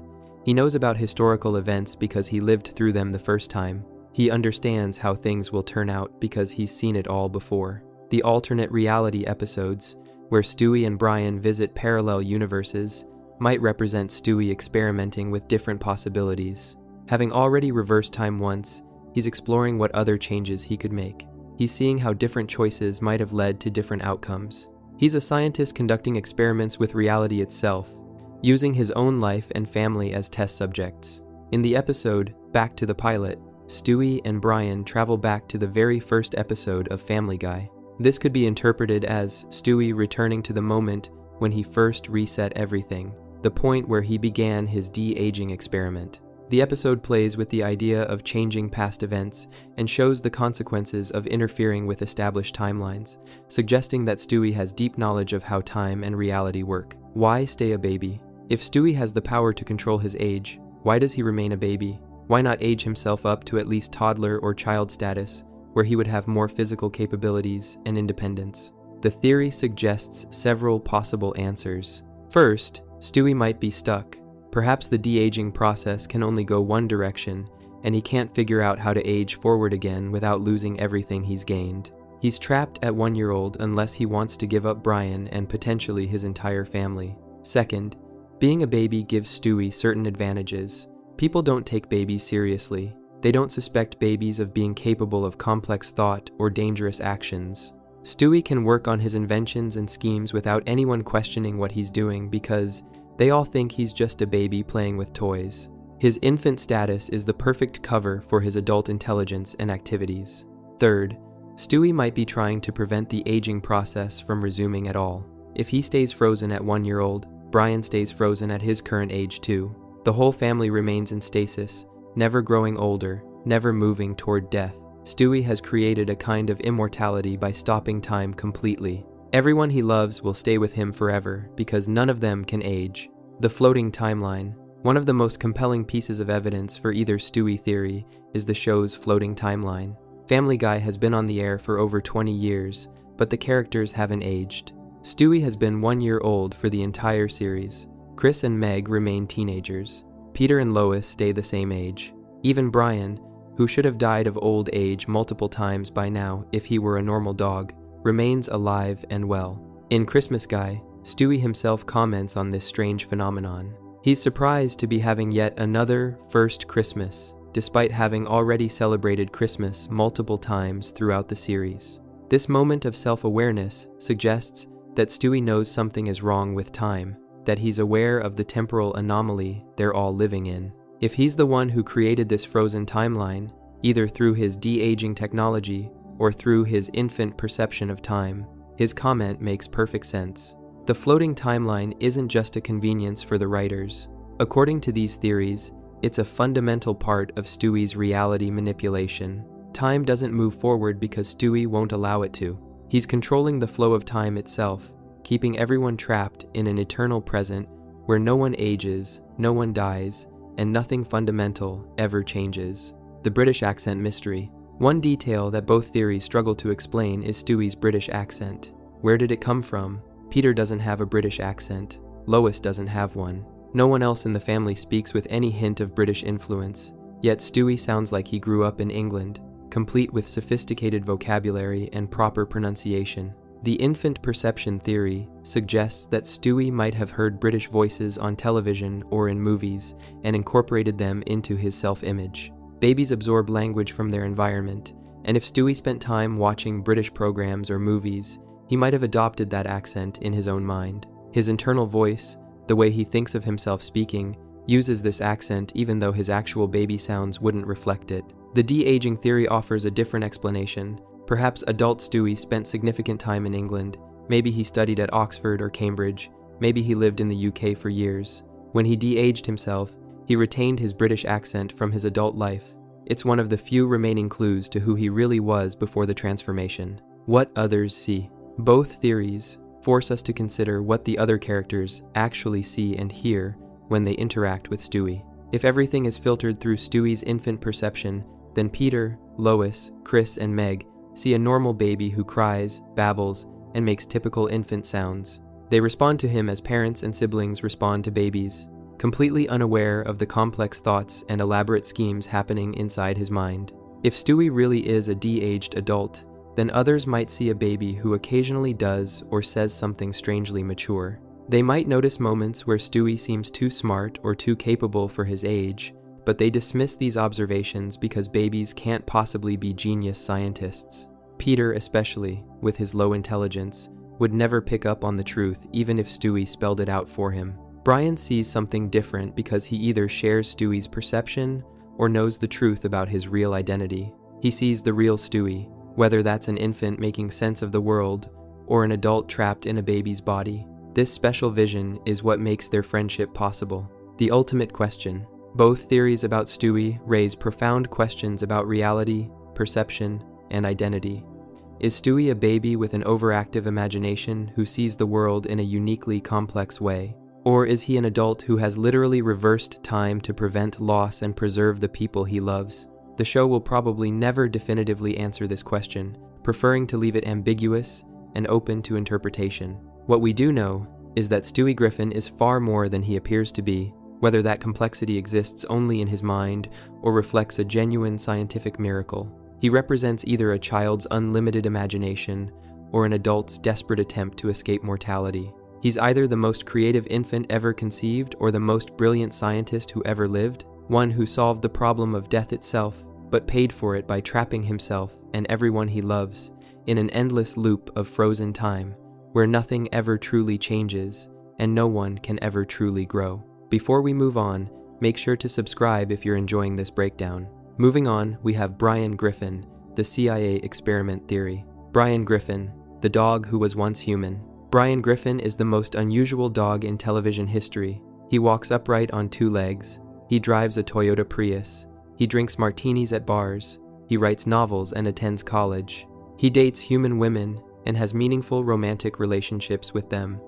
He engages in complex political discussions and philosophical debates. For most viewers, Brian is simply an anthropomorphic character, a talking dog in a cartoon where logic doesn't apply. But 2 theories suggest there's a more sinister explanation for Brian's human-like behavior. Either Brian is the victim of a CIA experiment that placed a human brain inside a dog's body, or Brian is actually the creator of everything we see, writing Family Guy itself as a fictionalized version of his own life. The CIA mind transfer program. The first theory connects Family Guy to its sister show, American Dad, which was also created by Seth MacFarlane. Both shows exist in the same universe, with occasional crossovers and references that confirm they share a reality.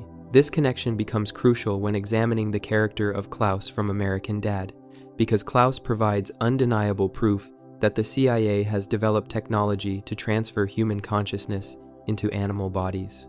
Klaus Heisler was once a German Olympic ski jumper, a talented athlete with his whole life ahead of him. The CIA kidnapped him and, using advanced technology, extracted his brain or consciousness and placed it into the body of a goldfish. Klaus now lives in a fishbowl in the Smith family's house, fully aware of his human past, but trapped in an aquatic body. He retains his German accent, his human memories, his personality, and his intelligence. He's miserable, angry, and frustrated by his situation, but he's powerless to change it. The CIA's willingness to perform this grotesque experiment on Klaus proves they possess the technology for mind transfer and have no ethical boundaries preventing them from using it. If they did it to Klaus, turning a human into a fish, they could easily have done similar experiments on other subjects. The technology exists. The agency has demonstrated they'll use it. The question isn't whether they could create more human-animal hybrids. The question is how many they've created and where those experiments are now. Brian, as a CIA experiment. Brian Griffin shows all the signs of being another victim of the CIA's mind transfer program. He's not a naturally evolved talking dog or a magical creature. He's a human consciousness trapped inside a canine body, just like Klaus is a human consciousness trapped inside a fish. This explains every unusual aspect of Brian's character that has puzzled viewers for years. Brian's intelligence is far beyond what any dog, no matter how smart, could possess. He understands complex literature, writes novels and screenplays, engages in political activism, and grasps philosophical concepts that challenge most humans. This isn't enhanced canine intelligence. This is human intelligence operating within a dog's brain. The human mind that was transferred into Brian's body brought all its knowledge, memories, and cognitive abilities with it. Brian's ability to speak perfect English with no trace of a dog's physical limitations makes sense if he has a human brain controlling a dog's vocal cords. He doesn't struggle with pronunciation or vocabulary the way a dog learning to speak might.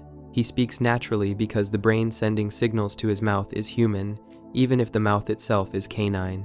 He's essentially a human using a dog's body as a biological puppet. Why Brian can do everything humans do. The theory explains Brian's remarkable abilities that should be impossible for a dog. He drives a car, operating pedals, and a steering wheel with paws that shouldn't have the dexterity for such tasks. But if a human brain is controlling those paws, sending signals based on years of human driving experience, the physical limitations matter less. Brian isn't learning to drive as a dog would. He already knows how to drive from his time as a human. Brian writes extensively throughout the series. He's working on novels, essays, and screenplays. He types on keyboards, holds pens, and operates computers. Dogs don't have the fine motor control for writing, but Brian manages it because he's not really a dog trying to learn human skills. He's a human trapped in a dog's body, still able to access the knowledge and abilities he possessed before the transfer. Most tellingly, Brian dates human women and forms romantic relationships with them. He's attracted to human females, not to other dogs. He's had relationships with Jillian, a human woman. He's been in love with Lois, his owner's wife. He's kissed and been intimate with numerous human women throughout the series. This attraction makes no sense for a dog, even a smart one, but it makes perfect sense for a human consciousness inside a dog's body. Brian is attracted to human women because he used to be a human man. Brian's origins and family. The theory provides a dark reinterpretation of Brian's backstory. The show has revealed that Brian came from a litter of normal puppies. His mother was a regular dog. His father was a regular dog. All his siblings behaved like typical dogs. Brian was the only one who acted human, the only one who could talk, the only one who stood upright and displayed human characteristics. This unusual situation makes sense if Brian wasn't born with a human consciousness but received it later. Perhaps the CIA found a litter of puppies and selected Brian for their experiment. He would have been born as a normal puppy, but at some point early in his life, the CIA performed the transfer procedure. They took a human subject, perhaps a prisoner, a homeless person, or someone who wouldn't be missed, and transferred that person's consciousness into the puppy's body. Brian's human consciousness awakened inside a dog's body, surrounded by his dog mother and dog siblings who couldn't understand what had happened to him. He was alone with his human thoughts, trapped in a form that couldn't express them. As he grew, he learned to control his canine body in human ways, teaching himself to walk upright, to speak, to use his paws like hands. His dog family probably thought he was defective or crazy, unable to understand that their son and brother had been stolen and replaced with a human mind. Why the CIA would do this? The theory raises the question of why the CIA would put a human brain in a dog's body. What purpose does this serve? With Klaus, the motive seems to be cruelty or punishment, a way to neutralize a person by trapping them in a helpless form. But Brian's situation appears different. He has freedom of movement, the ability to function in society, and a relatively comfortable life with the Griffin family. One possibility is that Brian is a spy. A dog can go places humans can't. A dog is ignored and underestimated. No one suspects a dog of gathering intelligence or conducting surveillance. Brian could have been designed as the perfect covert operative, a human agent in a form that attracts no suspicion.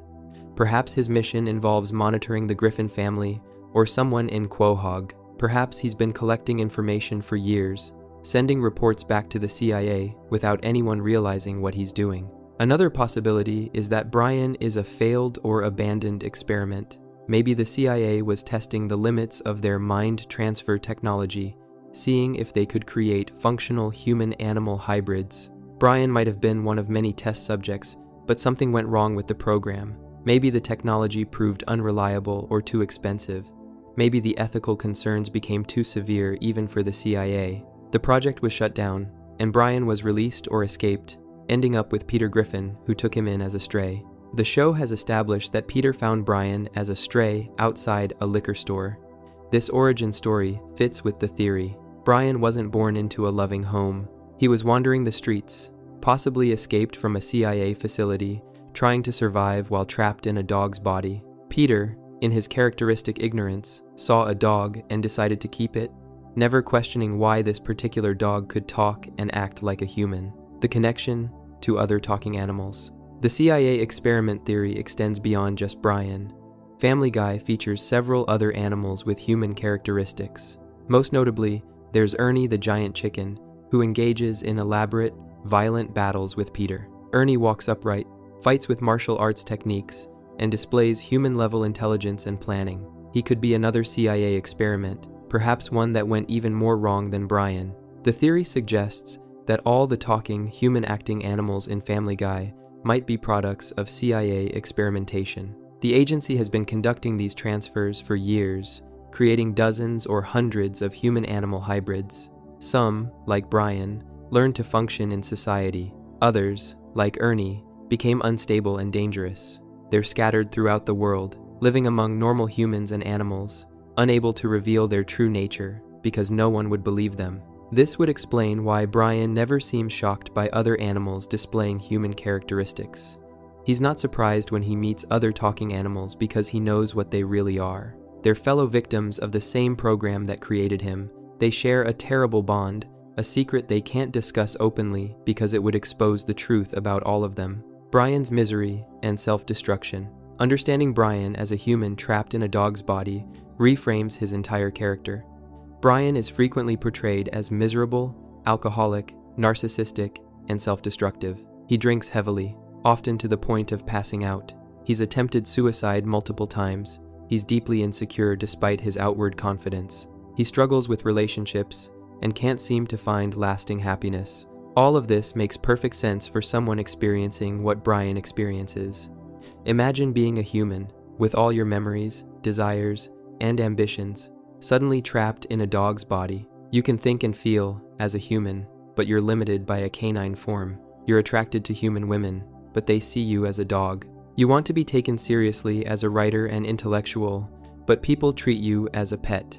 You have the mind of a man, but the body and social status of an animal. This constant disconnect between Brian's internal reality and external circumstances would drive anyone to alcoholism and depression.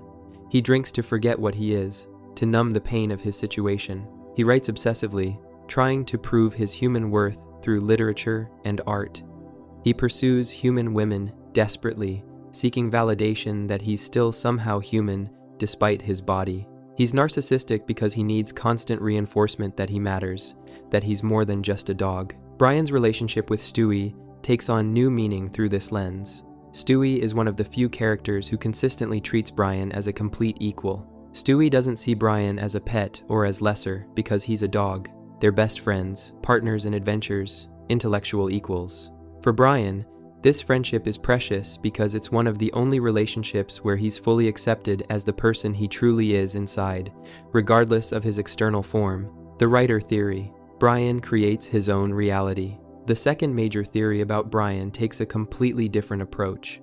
Instead of being a victim of CIA experimentation, this theory suggests Brian is actually in control of everything.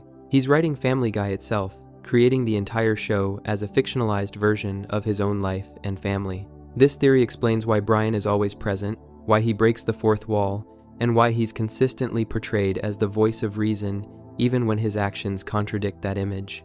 Throughout the series, Brian is established as a writer. He's constantly working on novels, essays, and screenplays.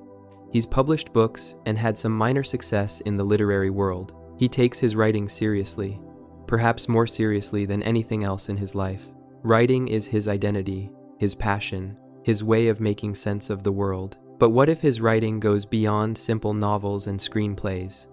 What if Brian is literally writing the reality we see on screen? The theory proposes that Family Guy is Brian's latest work, a semi-autobiographical story based on his real life with a real family he lives with. The Griffins exist, but they're not quite as we see them on screen. Brian has exaggerated their characteristics, made them more extreme and ridiculous to create better entertainment. The real Peter might be somewhat foolish, but Brian has made him an absolute idiot in his story. The real Lois might be occasionally vain, but Brian has emphasized this trait to make her more interesting as a character. Why Brian would write this? If Brian is writing Family Guy, it explains several aspects of the show that have puzzled fans. First, it explains why Brian himself is always portrayed sympathetically, even when he does terrible things. Writers often make themselves the heroes or the voice of reason in their own stories. Brian can't help but paint himself as the intelligent, moral center of the family because that's how he sees himself. Even when he's drinking too much, dating inappropriately, or behaving badly, the narrative finds ways to excuse or explain his behavior. Second, it explains why Brian appears in virtually every episode. When episodes focus on just one or two family members, Brian is almost always included. The Road 2 episodes pair Brian and Stewie exclusively, leaving the rest of the family behind. If Brian is writing these stories, of course he writes himself into every adventure. He's the author inserting himself into his own narrative because he's the one creating it. Third, it explains the show's frequent fourth wall breaking. Brian and Stewie often reference that they're in a television show, comment on the animation quality, or directly address the audience. If Brian is writing Family Guy within the Family Guy universe, these moments make perfect sense. The characters are aware they're in a story because Brian, the writer, has made them aware. It's his way of being clever and meta within his own creation. The exaggeration explanation. The theory suggests that Brian started writing relatively realistic stories based on his life with the Griffins, but these stories didn't sell. Publishers rejected them as too boring or mundane. Readers weren't interested in a normal family with everyday problems. So Brian began exaggerating. He made Peter more stupid, made Lois more sexually adventurous, made Meg more pathetic, made Chris more clueless, and made Stewie an evil genius baby. These exaggerations got attention. The stories became more outlandish and therefore more marketable. Brian kept pushing further, adding time travel, alternate dimensions, celebrity encounters, and increasingly absurd scenarios. The real Griffin family probably lives a normal suburban life, but in Brian's fictionalized version, they're constantly embroiled in impossible adventures. This explains the show's increasing absurdity over the years. As Brian has continued writing, he's had to keep topping himself, making each story more extreme than the last to maintain interest. The early seasons were relatively grounded because Brian was still somewhat connected to reality. The later seasons are completely unhinged because Brian has lost sight of the real family and is writing pure fantasy. Brian's self-insert problems. Like many writers who base fiction on their own lives, Brian has created problems for himself by making his real family recognizable in his work. The real Griffins probably know about Brian's writing and have figured out that they're the inspiration for his characters. This has likely caused tension in their real relationship. Peter probably resents being portrayed as an idiot. Lois probably objects to being written as promiscuous. Meg definitely wouldn't appreciate being made the family punching bag. But Brian can't stop writing about them because they're his best material. He lives with them every day. He observes their quirks, their arguments, their daily routines. They're the source for everything he writes. Without the Griffins, Brian would have nothing to write about. So he continues using them as characters, knowing it damages his real relationships, but unable to give up the creative inspiration they provide. The show's inconsistent characterization makes sense through this lens.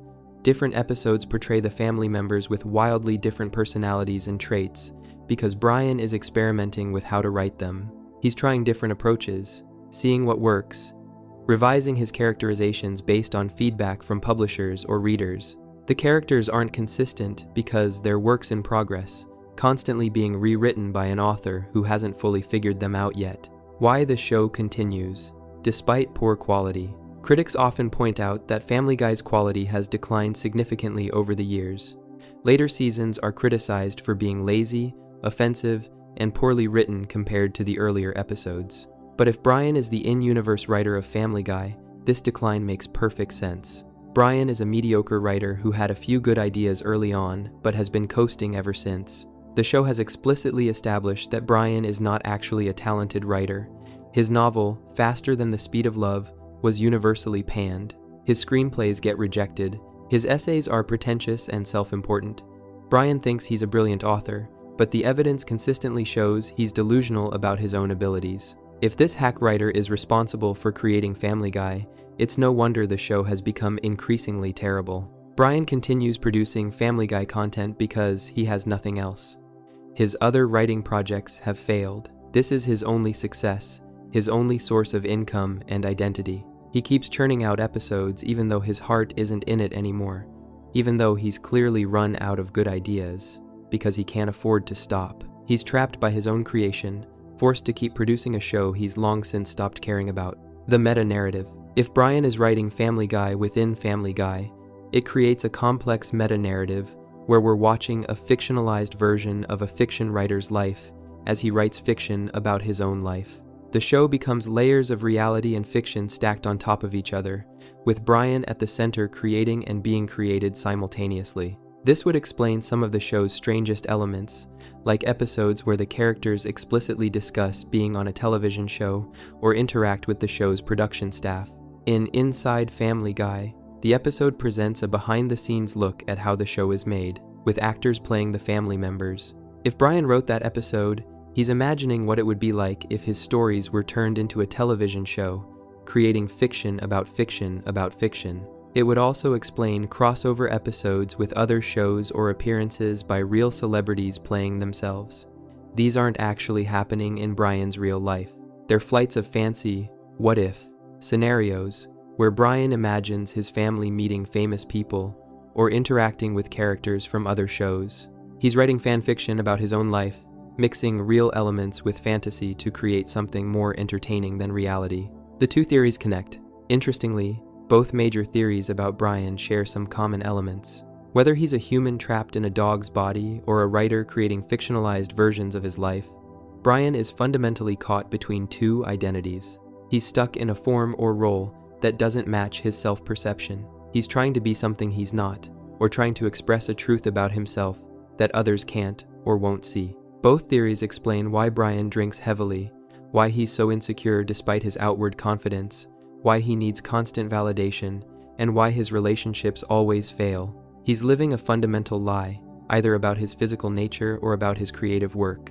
He presents himself to the world as one thing while knowing deep down that he's something else entirely. Both theories also position Brian as the character with the most awareness of the show's true nature. If he's a CIA experiment, he understands the hidden reality of talking animals and government conspiracies that others don't see. If he's the writer, he understands that the events of the show aren't entirely real because he's the one creating them. Either way, Brian has knowledge and perspective that other characters lack.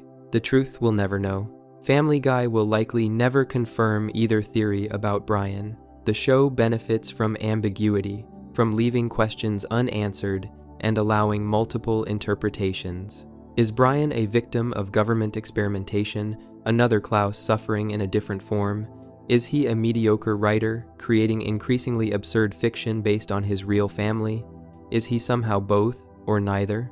What we do know is that Brian Griffin is far more than a simple talking dog character. Whether through CIA mind transfer technology or through the power of his own writing, Brian has created a reality where he can function as both human and animal, character and creator, victim and author.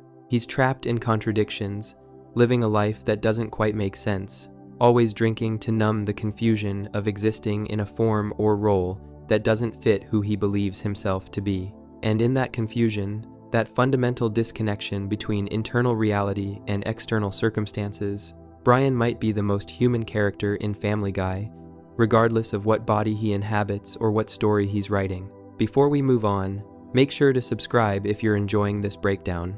Moving on to Glenn Quagmire, the immortal incubus theory. Glenn Quagmire, the demon who walks among us. Glenn Quagmire is known for one thing above all else: his insatiable sexual appetite. He's slept with hundreds, possibly thousands of women throughout his life.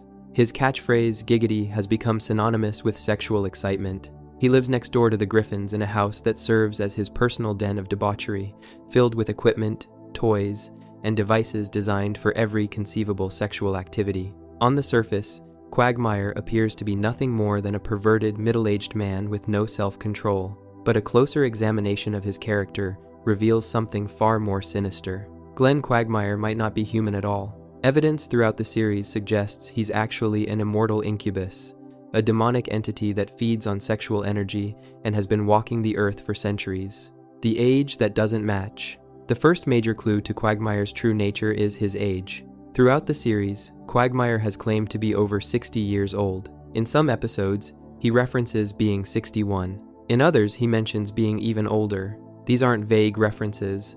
Quagmire specifically states his age on multiple occasions, making it clear that he's significantly older than he appears. But Quagmire doesn't look 60. He doesn't move like someone in their 60s. He doesn't have the physical limitations that come with aging. His face is relatively unlined. His body is muscular and fit. He performs sexual acts that would exhaust men half his age. He maintains an energy level and physical stamina that should be impossible for someone his age, especially given his lifestyle of constant sexual activity and poor health choices. Most people in their 60s show obvious signs of aging. Their hair grays or falls out, their skin wrinkles, they slow down, they develop health problems, they can't maintain the same level of physical activity they had in their youth. But Quagmire shows none of these signs. He looks like he's in his late 30s or early 40s at most. This disconnect between his stated age and his physical appearance suggests something supernatural is preserving his youth. The theory proposes that Quagmire doesn't age normally because he's not mortal. As an immortal entity, possibly an incubus or demon, he doesn't follow human aging patterns. He's been alive for far longer than 60 years. That number might only represent how long he's been living in Quahog under his current identity. His true age could be measured in centuries or even millennia. He's seen empires rise and fall. He's lived through historical events that are ancient history to everyone around him. But he can't reveal this truth, so he claims to be 60, old enough to explain some of his references to past decades, but young enough not to raise too many questions. What is an incubus? To understand this theory fully, it's important to know what an incubus actually is. In mythology and folklore across many cultures, an incubus is a male demon that feeds on sexual energy. These entities take on attractive human forms and seduce women, draining their life force through sexual encounters. Incubi are immortal, supernaturally attractive, and possessed of an endless sexual appetite. They cannot be killed by conventional means, and are immune to diseases that affect mortals. The incubus legend exists in various forms across different cultures. In medieval Europe, incubi were blamed for sleep paralysis and unexplained pregnancies.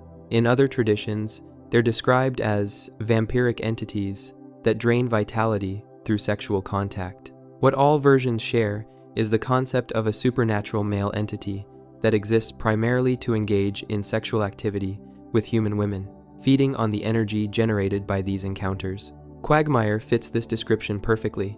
His entire existence revolves around sex. He's not interested in meaningful relationships, emotional connections, or long-term partnerships. He wants conquest, variety, and endless new partners. He moves from woman to woman without forming attachments, taking what he needs from each encounter before moving to the next. This isn't human behavior, even for someone with a high sex drive. This is predatory behavior driven by supernatural needs. The supernatural attraction. One of the most puzzling aspects of Quagmire's character is his incredible success with women. Despite being a middle-aged airline pilot with a disturbing personality and obvious red flags, Quagmire has slept with an absurd number of women. He brings home different women constantly. He has success at bars, clubs, airports, and seemingly everywhere he goes. Women who should immediately recognize him as dangerous or creepy still end up in his bed. This success rate is impossible for a normal human, especially given Quagmire's behavior. He's overtly sexual to the point of being offensive. He makes crude comments. He's clearly only interested in sex. He has a reputation in Quahog as a pervert. Any reasonable woman would avoid him. Yet women continue falling for his advances, suggesting something beyond normal human attraction is at work. The theory proposes that Quagmire possesses a supernatural glamour, a form of demonic magic that makes him irresistible to his targets. This glamour doesn't change his physical appearance, but affects how women perceive him. When Quagmire focuses his attention on a woman, the glamour makes her see him as attractive, trustworthy, and desirable, overriding her better judgment and natural caution. She feels drawn to him against her own rational thoughts, compelled by supernatural forces she doesn't understand. This would explain why Quagmire's success doesn't match his actual attractiveness or personality. The women aren't responding to who he really is. They're responding to the demonic influence he projects, the incubus glamour that clouds their judgment and makes them vulnerable to his advances. Once the encounter is over and the glamour fades, the women often seem confused about why they were attracted to him in the first place, but by then, it's too late. Immunity to disease. One of the most telling pieces of evidence for Quagmire's supernatural nature is his relationship with disease. Quagmire has explicitly stated that he carries multiple sexually transmitted diseases. Given his thousands of sexual partners and complete disregard for protection, this isn't surprising. What is surprising is that these diseases don't seem to affect him at all. In the episode Joe's Revenge, Peter and Joe poke Quagmire with needles infected with various diseases as revenge for something he's done. Quagmire laughs off the attack, stating that he's already a carrier of everything they could possibly infect him with. He lists diseases by name, casually mentioning that he has them all. But he shows no symptoms. He's not sick. He's not dying. He's not even slowed down. The diseases exist in his body, but they can't harm him. This immunity is impossible for a human. STDs cause serious health problems. They create symptoms, pain, and complications. Some are fatal if left untreated. Having multiple STDs simultaneously should leave someone severely ill, possibly hospitalized or dead. But Quagmire functions perfectly well, maintaining his active lifestyle and endless sexual encounters without any health consequences. The theory explains this immunity through Quagmire's immortal nature. Diseases affect mortals because they damage mortal bodies, but an immortal being doesn't have a mortal body that can be permanently damaged. Quagmire can carry diseases without being harmed by them because his body isn't truly biological in the human sense. He's a demon inhabiting a physical form, and that form can't be destroyed by mere viruses or bacteria. More disturbingly, Quagmire weaponizes his diseases in that same episode. He deliberately uses his infected status to harm others, suggesting he has full control over his condition. He's not a victim of disease, but a carrier who can choose when and how to spread what he has. This level of control over infectious agents is another sign of supernatural influence over biological processes. The dark side of immortality. If Quagmire is truly immortal, it explains many of his darker personality traits. He's lived for centuries or longer, watching generations of humans be born, live, and die. He's seen the same patterns repeat endlessly. He's had thousands of sexual partners, and none of them meant anything because they all eventually died while he continued on. This endless existence has stripped away his humanity, leaving only the base urges and predatory instincts of his demonic nature. Quagmire shows no real empathy or emotional connection to others. He views women as objects for his pleasure, not as people with their own thoughts and feelings. He's willing to engage in morally questionable or outright illegal activities to satisfy his desires. He's revealed moments of extreme darkness, including implications of assault, relationships with underage girls, and other disturbing behaviors that go beyond normal human depravity. This complete lack of moral compass makes sense for an immortal demon. Human morality developed from our understanding that actions have consequences and that we're all part of a shared community. But Quagmire isn't part of human community. He's separate from it, above it, preying on it.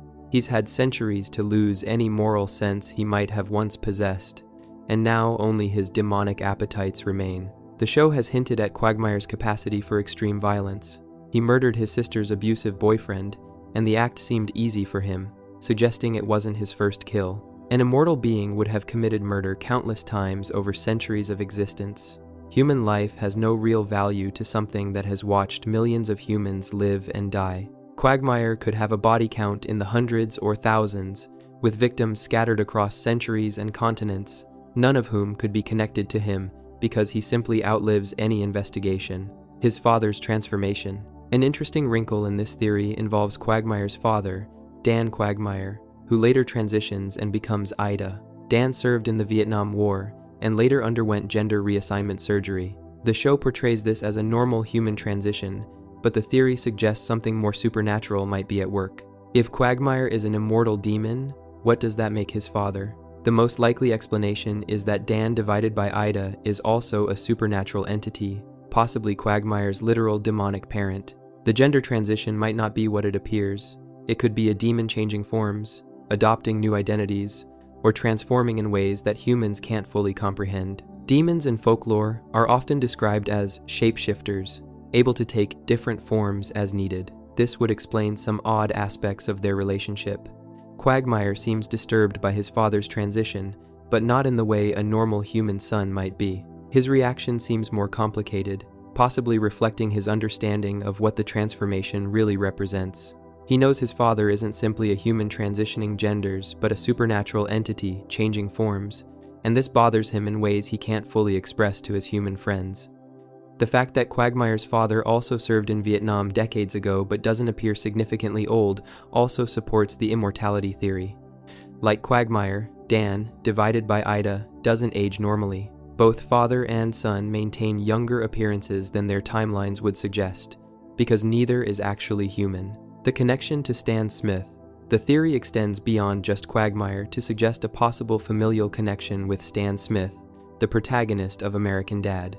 The evidence for this connection is primarily visual and vocal. Stan and Quagmire share remarkably similar physical features, most notably their pronounced chins. Both have similar hairstyles, similar skin tones, and similar facial structures. They could easily pass as brothers or close relatives based on appearance alone.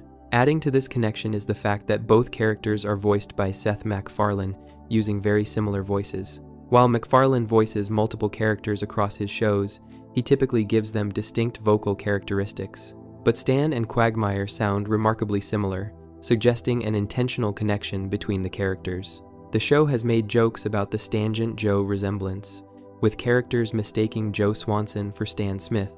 But fans have noted that Quagmire actually looks more like Stan than Joe does. Joe and Stan both have square jaws and similar builds, but Quagmire's facial features match Stan's almost perfectly. The joke about Joe might be misdirection, hiding the real connection between Quagmire and Stan.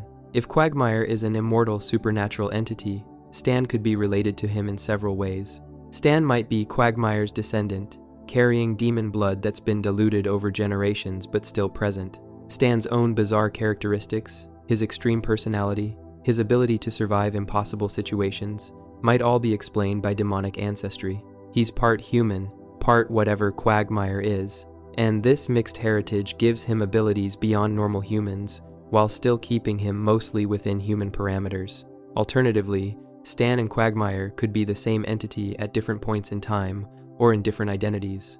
Immortal beings often create new identities when their current one has aged beyond believability. Quagmire might eventually abandon his Glenn Quagmire identity and become Stan Smith, moving to Langley Falls and starting a new life with a new career. Or Stan could be who Quagmire was before he became Quagmire, with the CIA work representing an earlier phase of his endless existence. Why remain in Quahog? If Quagmire is truly immortal and has lived for centuries, why does he stay in Quahog? Why remain in a small Rhode Island town as an airline pilot when he could be anywhere in the world doing anything? The theory suggests that Quahog provides exactly what Quagmire needs: a steady supply of women, a community that doesn't ask too many questions, and friends who are too stupid or self-absorbed to notice his supernatural nature. Peter, his closest neighbor and friend, is far too unintelligent to recognize that Quagmire never ages, never gets sick, and displays impossible abilities. Joe is focused on his own problems and his police work. Cleveland is too good-natured to suspect evil in his friend.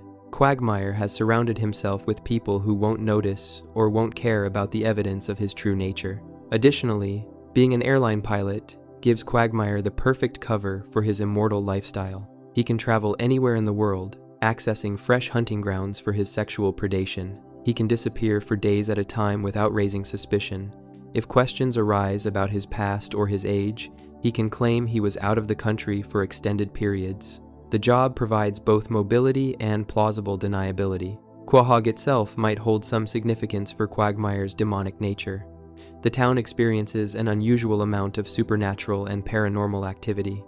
It's been visited by God and death themselves. Time travel, alternate dimensions, and impossible events occur regularly. Perhaps Quahog sits on some kind of supernatural convergence point, a place where the barrier between the mortal world and other realms is thin. Quagmire might be drawn to this location the way demons are drawn to places of power. The future that never comes.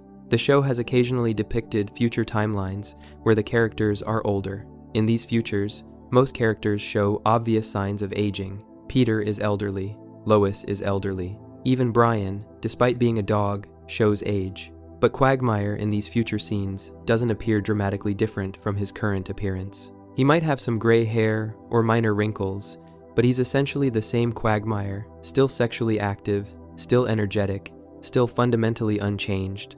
This resistance to aging over decades or generations supports the immortality theory. If Quagmire were human, he should be significantly older in these future timelines. He should be in his 80s or 90s, probably deceased or severely limited by age. Instead, he's still Quagmire, still pursuing women, still living the same life he's always lived. Time passes for everyone around him, but he remains essentially constant. The theory suggests that Quagmire will still be in Quahog, still living in his house, still being Quagmire, long after everyone he currently knows has died. He'll watch Peter die. He'll watch Lois die. He'll see their children grow old and die. And then he'll create new friendships with new neighbors, repeat the same patterns, tell the same jokes, live the same existence he's been living for centuries. Because that's what immortal beings do. They continue, unchanging, while the mortal world cycles around them. The evidence in his home, Quagmire's house, contains numerous clues to his supernatural nature for those who know where to look.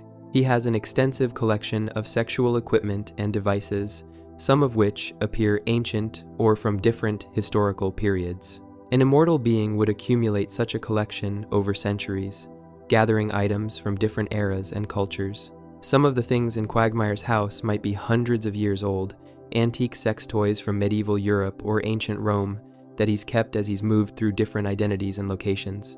He also has photographs and memorabilia from various time periods, sometimes showing him in settings that don't match his supposed age. The show plays these as jokes, but they could be genuine evidence of his extended existence. That photo of Quagmire at Woodstock, he was actually there. That reference to something from the 1920 seconds, he lived through it. His casual mentions of historical events aren't based on reading about them, but on personal experience of living through them. Quagmire's house also contains religious symbols and items from various cultures and time periods, suggesting he's studied different religions and spiritual traditions.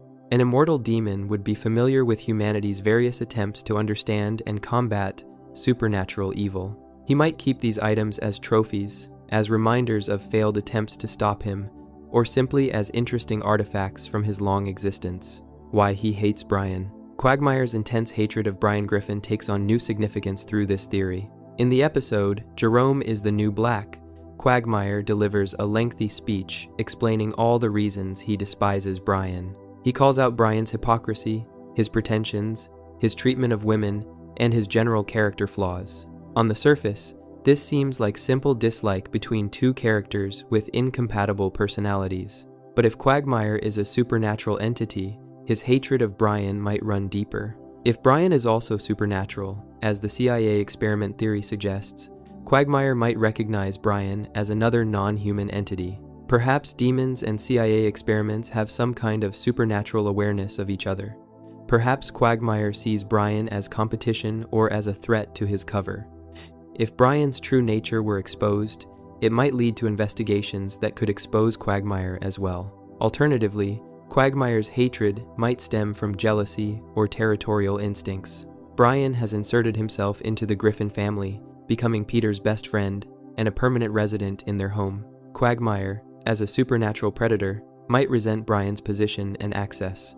He might see Brian as an intruder on what Quagmire considers his hunting ground. The feud between them isn't just personality conflict, but supernatural entities competing for territory and influence. The incubus's eternal curse. If Quagmire is truly an incubus, his existence is ultimately tragic, despite his superficial pleasure-seeking. Incubi in mythology are often portrayed as cursed entities, forced to feed on sexual energy without ever being satisfied. They can't form real emotional connections. They can't experience love or genuine intimacy. They're trapped in an endless cycle of seduction and feeding, unable to break free from their demonic nature. Quagmire's famous promiscuity might not be a choice but a compulsion. He needs sexual energy the way humans need food. He's not choosing to sleep with hundreds of women because he wants to, but because he has to. His body, his demonic form, requires this energy to survive. Without it, he would weaken and possibly die, or be pulled back to whatever hellish realm spawned him. This reframes Quagmire's character from a simple sex addict to a tragic figure cursed with immortality and an insatiable hunger he can never truly satisfy. Each conquest brings momentary relief but no lasting fulfillment. He's been seeking satisfaction for centuries, moving from woman to woman, hoping each encounter will finally be enough, but it never is. It never will be. He's trapped in his own personal hell, an eternal loop of desire and disappointment, living forever but never truly alive. The theory transforms Glenn Quagmire from a comedic pervert into something ancient and terrible, a demonic entity that has walked among humans for generations, feeding on them, using them, discarding them, and moving on to the next victim in an endless cycle that will continue long after everyone currently living in Quahog has turned to dust. His catchphrase, giggity, becomes not a silly expression of joy, but the gleeful cry of a predator who has found fresh prey and knows exactly what he'll do to them. Before we move on, make sure to subscribe if you're enjoying this breakdown. Moving on to Joe Swanson, the Tick Theory. Joe Swanson, the secret superhero in a wheelchair. Joe Swanson is introduced to Family Guy as Peter Griffin's new neighbor, a police officer who has been paralyzed from the waist down after an accident on the job. He lives with his wife Bonnie and eventually their children, maintaining a brave face despite his disability. Joe is portrayed as remarkably capable despite being confined to a wheelchair, displaying fighting abilities and physical strength that seem impossible for someone in his condition. But according to a compelling fan theory, there's a reason Joe possesses these superhuman capabilities. Joe Swanson isn't just a paralyzed police officer. He's actually the Tick, a nearly indestructible superhero who once protected the city in a bright blue costume, and he might still be using that superhero identity in secret. The undeniable connection. The evidence for this theory begins with the most obvious connection between Joe Swanson and the Tick. They're both voiced by Patrick Warburton. Warburton provided the voice for the Tick in the live-action television series that aired on Fox from 2001 to 2002. This wasn't just any voice acting role. Warburton's distinctive deep voice became synonymous with the Tick character, defining how an entire generation understood this superhero. That same unmistakable voice is used for Joe Swanson in Family Guy. When Joe speaks, it's immediately recognizable as Patrick Warburton's voice, the exact same vocal performance he gave as the Tick. This isn't coincidence. Seth MacFarlane specifically cast Warburton to voice Joe, knowing full well that audiences would make the connection between the two characters. The question is whether this connection is just a fun casting choice or something deeper, an intentional hint that these two characters are actually the same person. Beyond the voice, Joe and the Tick share numerous physical characteristics. Both have massive, muscular builds. Both possess exceptionally square jaws and pronounced chins. Both have similar facial structures and expressions. If you were to imagine the Tick, without his blue costume, sitting in a wheelchair in suburban Rhode Island, he would look exactly like Joe Swanson. The physical resemblance is too strong to be accidental. Personality parallels. The similarities extend beyond physical appearance to personality traits. The Tick is known for his dramatic, over-the-top personality. He speaks in grand, heroic declarations. He takes everything extremely seriously, even mundane situations. He believes deeply in justice, heroism, and doing the right thing, no matter how ridiculous the circumstances. He's earnest to the point of being comical, completely lacking self-awareness about how absurd he sounds. Joe Swanson displays many of these same personality traits. He's intensely dramatic about everything. When he speaks about police work, duty, or heroism, he adopts a grandiose tone that mirrors the Tick style of speech. He takes his role as a law enforcement officer with deadly seriousness, even when the situations he faces are silly or mundane. He has the same earnest quality, the same lack of irony, the same belief that he's doing something important and heroic. Both characters also share an interesting relationship with their own capabilities. The Tick doesn't fully understand the extent of his powers or where they come from. He just knows he's strong and nearly indestructible. Similarly, Joe doesn't seem to question how he's able to do things that should be impossible for a paralyzed man. He just does them, as if his abilities are normal, as if everyone in a wheelchair should be able to fight crime and perform incredible physical feats. The impossible fighting abilities. The most compelling evidence for Joe being the Tick is his absolutely impossible fighting abilities. Joe is paralyzed from the waist down. He has no use of his legs whatsoever. By any logical medical standard, this should severely limit his combat capabilities. Yet Joe is portrayed as one of the most dangerous fighters in Quahog, possibly the most skilled combatant in the entire show. Joe can fight multiple opponents simultaneously and win. He's defeated armed criminals while confined to his wheelchair. He's engaged in hand-to-hand combat with Peter Griffin during their various conflicts, and Peter, despite his size and aggression, can't beat Joe. In the episode Believe It or Not, Joe's Walking on Air, when Joe temporarily regains the use of his legs, he's shown to be even more formidable, but even in his wheelchair, he's already incredibly dangerous. Most remarkably, Joe defeated Peter, Quagmire, and Cleveland simultaneously in a fight. 3 grown men, all larger than average, all attacking at once, couldn't overcome one man in a wheelchair. This isn't just improbable. It's physically impossible unless Joe possesses superhuman strength, speed, reflexes, or some other advantage that compensates for his paralysis. The theory explains these abilities through the tick connection. The tick possesses superhuman strength and near invulnerability. If Joe is the tick, or if Joe has access to the tick's powers through the costume or some other means, his fighting abilities make perfect sense. He's not just a paralyzed cop who happens to be good at fighting. He's a superhero with actual superpowers, operating in Quahog while pretending to be an ordinary disabled police officer. The origin of the tick's powers. In the tick mythology, the source of the tick's powers has never been fully explained. He appeared one day in the city, already super strong and nearly indestructible, with no clear origin story. He wears a blue costume, but it's unclear whether the costume grants him powers or whether he had powers first and then created the costume.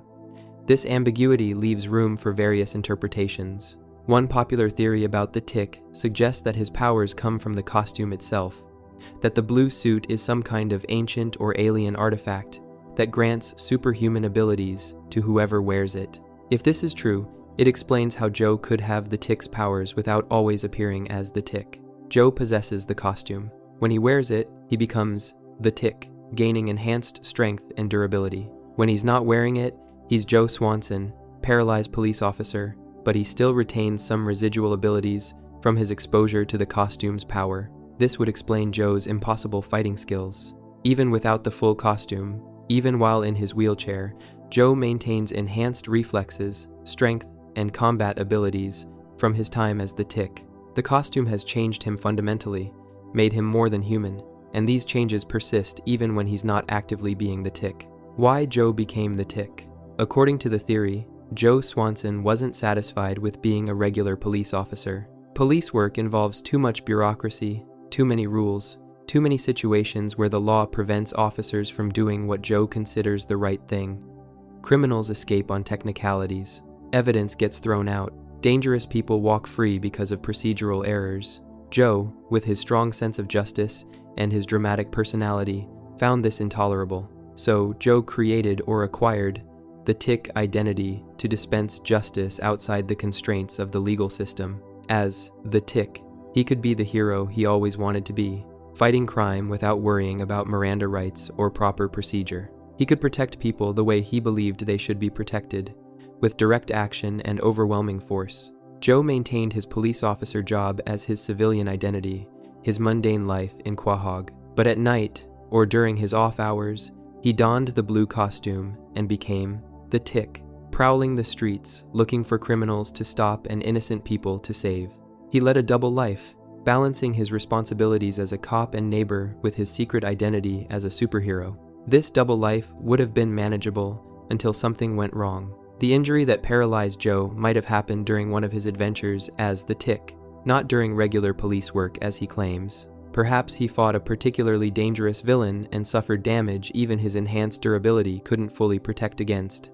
Perhaps the costume's power failed at a crucial moment. Whatever happened, Joe ended up paralyzed, unable to walk, and his career as the tick seemed to be over. The accident explained. The show provides a confusing and inconsistent explanation for how Joe became paralyzed. In the episode, A Hero Sits Next Door, Joe claims he was injured investigating a robbery at an orphanage on Christmas. He describes sliding off the roof while confronting a criminal dressed as the Grinch. But this story has been contradicted in other episodes, with different accounts of when and how Joe's injury occurred. These contradictions make sense if Joe is lying about the real circumstances of his injury. He can't tell people he was hurt while operating as an illegal vigilante superhero, so he invented a cover story about being injured on police duty. The details change because he hasn't kept his story straight, because the truth is more complicated than any single narrative he could create. The real injury might have involved the Tick costume or powers in ways Joe can't explain without revealing his secret identity. Perhaps the costume was damaged in whatever fight left Joe paralyzed, and this damage is why he can't heal from his injuries. Perhaps whatever entity or force grants the Tick's powers has limits, and healing spinal damage exceeds those limits. Perhaps Joe is being punished for misusing the costume's powers, condemned to remain paralyzed as a consequence of his actions as the Tick. Joe still has the costume. The theory suggests that Joe still possesses the Tick costume, hidden somewhere in his house. He can't wear it anymore, at least not in the full superhero capacity he once did, but he's kept it because he can't bring himself to give up on that part of his identity. The costume represents who Joe truly is, the hero he still believes himself to be, despite his disability. Occasionally, Joe might still put on the costume, even though he can't walk. Perhaps the costume grants him temporary use of his legs, allowing him to be the Tick again for brief periods. This would explain the episode, Believe It or Not, Joe's Walking on Air, where Joe does temporarily regain the ability to walk. The show presents this as stemming from an experimental nerve treatment, but it could actually be Joe accessing the costume's healing or enhancement powers, allowing him to walk again for a short time before the effect wears off. Even without wearing the full costume, Joe benefits from his connection to the Tick's powers. The residual enhancement from years of wearing the costume explains his impossible strength and fighting abilities.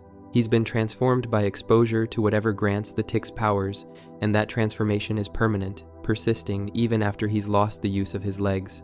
The healing potential. One of the most intriguing aspects of this theory is the possibility that the Tick costume could heal Joe's paralysis if used correctly. The Tick in his original series displayed remarkable regenerative abilities, healing from injuries that would kill normal people. If the costume grants these healing powers, it should theoretically be able to repair Joe's damaged spine. The fact that Joe remains paralyzed suggests either the costume can't heal this particular injury, or Joe is choosing not to use the costume's healing powers for some reason. Perhaps using the costume to heal himself would require a permanent transformation into the Tick, and Joe isn't ready to give up his life as Joe Swanson. Perhaps the costume demands some kind of sacrifice or payment in exchange for healing, and Joe has decided the cost is too high. Or perhaps Joe is trying to heal himself gradually, using the costume's powers in small doses to slowly repair the damage to his spine. His occasional moments of surprising physical capability, his ability to do things that should be impossible for someone with his injury, might represent progress in this healing process. Joe might be on a path toward eventually walking again, not through medical science but through the superhuman powers of the Tick costume. Why keep it secret? If Joe really is or was the Tick, why hasn't he told anyone? Why maintain the secret, especially from his close friends? The theory offers several explanations.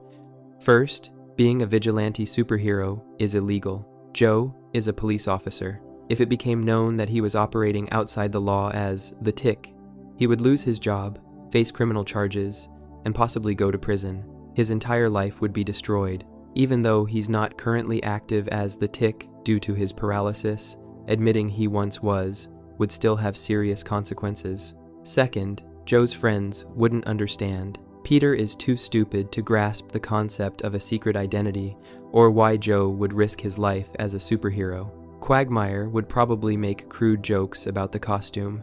Cleveland, while supportive, wouldn't be able to keep such a massive secret. The only person who might understand is Brian, but Joe and Brian aren't close enough for such a revelation. Third, part of Joe's identity is tied up in being the brave disabled cop who doesn't let his wheelchair stop him. If people knew he had superhuman powers or access to the Tick costume, his accomplishments would be diminished. They would see his abilities as coming from the costume rather than from his own determination and strength. Joe's pride wouldn't allow him to accept that his achievements might not be entirely his own. The double life continues. The theory suggests that Joe hasn't completely given up being the Tick despite his paralysis. He still finds ways to be a hero, still uses what remains of his enhanced abilities to fight crime and protect people. His aggressive police work, his willingness to engage in dangerous situations, his tendency to use excessive force, all reflect his tick mindset more than standard police procedure. There might even be occasions when Joe still puts on parts of the costume, perhaps the mask or gloves, to access more of the tick's powers for particularly dangerous situations. He can't be the tick full-time anymore, but he can tap into those powers when absolutely necessary. This would explain some of his most impossible physical feats, the moments when he does things that exceed even the remarkable abilities he normally displays. Joe lives in constant tension between his two identities. He's Joe Swanson, disabled police officer, family man, and neighbor, but he's also the tick, or at least he was, and that part of himself hasn't gone away just because he's in a wheelchair. The dramatic personality, the intense commitment to justice, the impossible physical capabilities, all stem from his secret life as a superhero, a life he may not have entirely abandoned. The Family Guy universe's superheroes. If Joe is the tick, it confirms that genuine superheroes exist in the Family Guy universe. The show has featured characters with superhuman abilities before, usually played for laughs or quickly forgotten. But a genuine superhero living among them, disguised as an ordinary disabled cop, suggests that the world of Family Guy is more fantastical than it appears. This opens possibilities for other characters having secret identities or hidden powers. If Joe is secretly the tick, who else in Quahog might be hiding something? Could other neighbors have their own secret identities? Could there be other superheroes or supervillains operating in the town without anyone realizing it? The theory also explains some of the more absurd events in Quahog. The town experiences impossible situations regularly, faces threats that should destroy it, and survives circumstances that would annihilate a normal community. Perhaps Joe, operating secretly as the tick, has been protecting Quahog all along. The family and neighbors don't realize it, but Joe has been fighting threats in the shadows, using his tick powers to keep them all safe. The tragic hero. Viewing Joe as the tick adds a layer of tragedy to his character. He was a superhero, someone who could walk, run, and leap into action to save people. He was nearly invincible, capable of incredible feats of strength and endurance, but something went wrong, and now he's confined to a wheelchair, unable to be the hero he once was. Joe's intense commitment to physical fitness, his obsessive exercising, his anger when people suggest he's limited by his disability, all make more sense through this lens. He's not just trying to stay in shape as a disabled person, he's trying to recapture what he lost, trying to rebuild himself into the tick again. Every exercise routine is an attempt to become the hero he used to be. His frustration with his limitations, his occasional angry outbursts, his depression in episodes where he feels useless, all stem from knowing what he once was capable of and being unable to do those things anymore. He's not just a man who lost the use of his legs. He's a superhero who lost his powers, forced to watch the world need heroes while being unable to fully answer that call. Yet, Joe continues fighting. Even in a wheelchair, even without full access to the tick's powers, he refuses to give up. He trains constantly. He puts himself in danger. He protects his family and friends with everything he has left.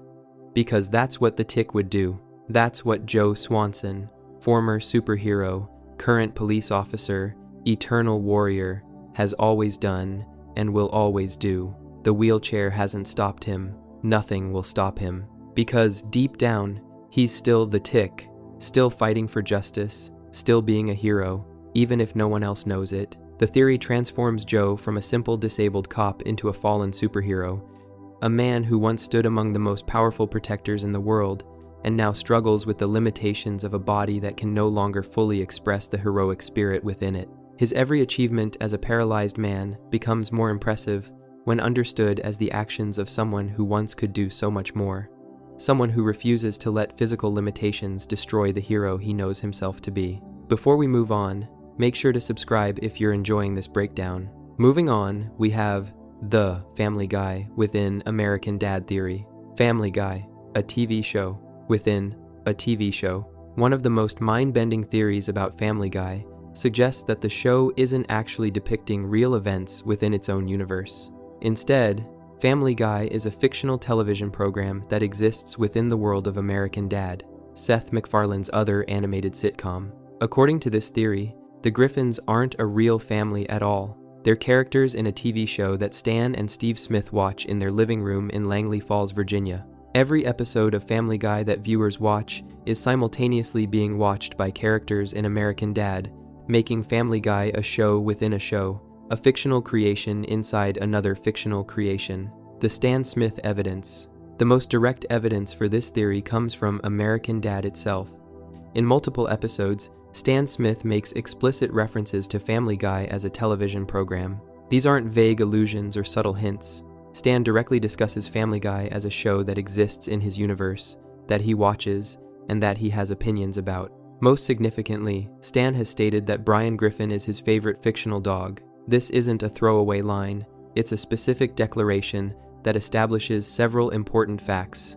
First, Stan knows who Brian Griffin is, meaning he's familiar with Family Guy. Second, Stan refers to Brian as fictional, explicitly categorizing him as a character in a story rather than a real being.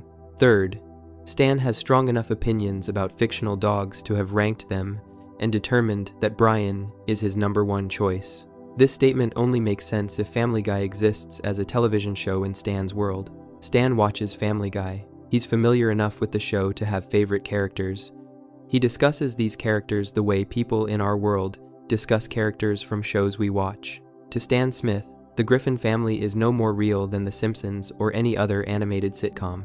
They're entertainment, fictional creations he watches on television. Steve Smith, Stan's son, has also been shown watching Family Guy episodes. In several American Dad episodes, the Smith family television displays scenes from Family Guy. Steve has been seen imitating Stewie Griffin, copying the baby's mannerisms, accent, and catchphrases. This imitation only makes sense if Steve is watching Stewie as a character in a TV show, mimicking a fictional character he enjoys. The fact that multiple members of the Smith family watch Family Guy and reference it as a television program strongly suggests that within the American Dad universe, Family Guy is indeed a fictional show. The Griffins exist as characters created by someone, actors playing roles, animations brought to life by artists and voice actors, but not representing real people or events. Inside Family Guy, the behind-the-scenes episode. The most explicit evidence from Family Guy itself comes from the episode Inside Family Guy from season 15. This episode takes the form of a behind-the-scenes documentary about the making of Family Guy. It presents itself as a look at how the show is actually produced, showing actors who play the Griffin family members, production staff who create the episodes, and the mechanics of how animated television is made. In this episode, we meet the actors who portray the Griffins. There's a man who plays Peter, a woman who plays Lois, and so on. These actors talk about their roles, discuss the show's production, and reveal details about what happens behind the scenes. The entire episode is structured as a mockumentary, a fake documentary showing the reality behind the fictional show. While Inside Family Guy is clearly satirical, meant to parody behind-the-scenes specials and poke fun at the show itself, it establishes within Family Guy's own continuity that the show might be a show within itself. The episode suggests that the Griffins we watch aren't actually a real family, but characters being portrayed by others. Even if this episode is meant as a joke, it creates canonical evidence that Family Guy exists as a fictional construct within its own universe. The episode also addresses the show's animation quality, production methods, and creative decisions, treating Family Guy as a deliberately created entertainment product rather than a documentary of real events. This metatextual approach reinforces the idea that the show is aware of itself as a show, that it exists on multiple levels of reality, and that what viewers see might not be the real story, but a fictionalized version of events. Back to the pilot, commentary on animation quality. Another key piece of evidence comes from the episode Back to the Pilot, where Stewie and Brian use Stewie's time machine to travel back to the very first episode of Family Guy. When they arrive in the pilot episode, they immediately notice and comment on the crude animation quality. They make jokes about how rough the animation looks, how the characters are drawn differently, and how the overall production values were lower in the beginning. This moment breaks the fourth wall in a significant way. Stewie and Brian aren't commenting on how people looked different in the past or how their memories have changed. They're specifically discussing animation quality, a concept that only makes sense if they're aware they exist as animated characters in a television show. Real people traveling back in time wouldn't notice animation quality because real people aren't animated. Only characters who know they're in a show would make such observations. This scene reinforces the theory that Family Guy exists as a television program within its own universe. Stewie and Brian have some level of awareness that they're characters in a show, that their lives are being animated and broadcast, and that the quality of that animation has improved over time. They're not just characters existing in their world, they're characters who know they're characters, who understand they exist within a creative framework designed and executed by others. The fact that Brian and Stewie can travel back to the literal pilot episode, the first episode of Family Guy as a television program, suggests that their world is bounded by the show's existence. They can't travel to times before the show began because those times don't exist in their universe. Their reality started when Family Guy started, and it's limited by the show's own narrative framework, the shared universe problem. American Dad and Family Guy are both created by Seth MacFarlane and exist within the same creative universe.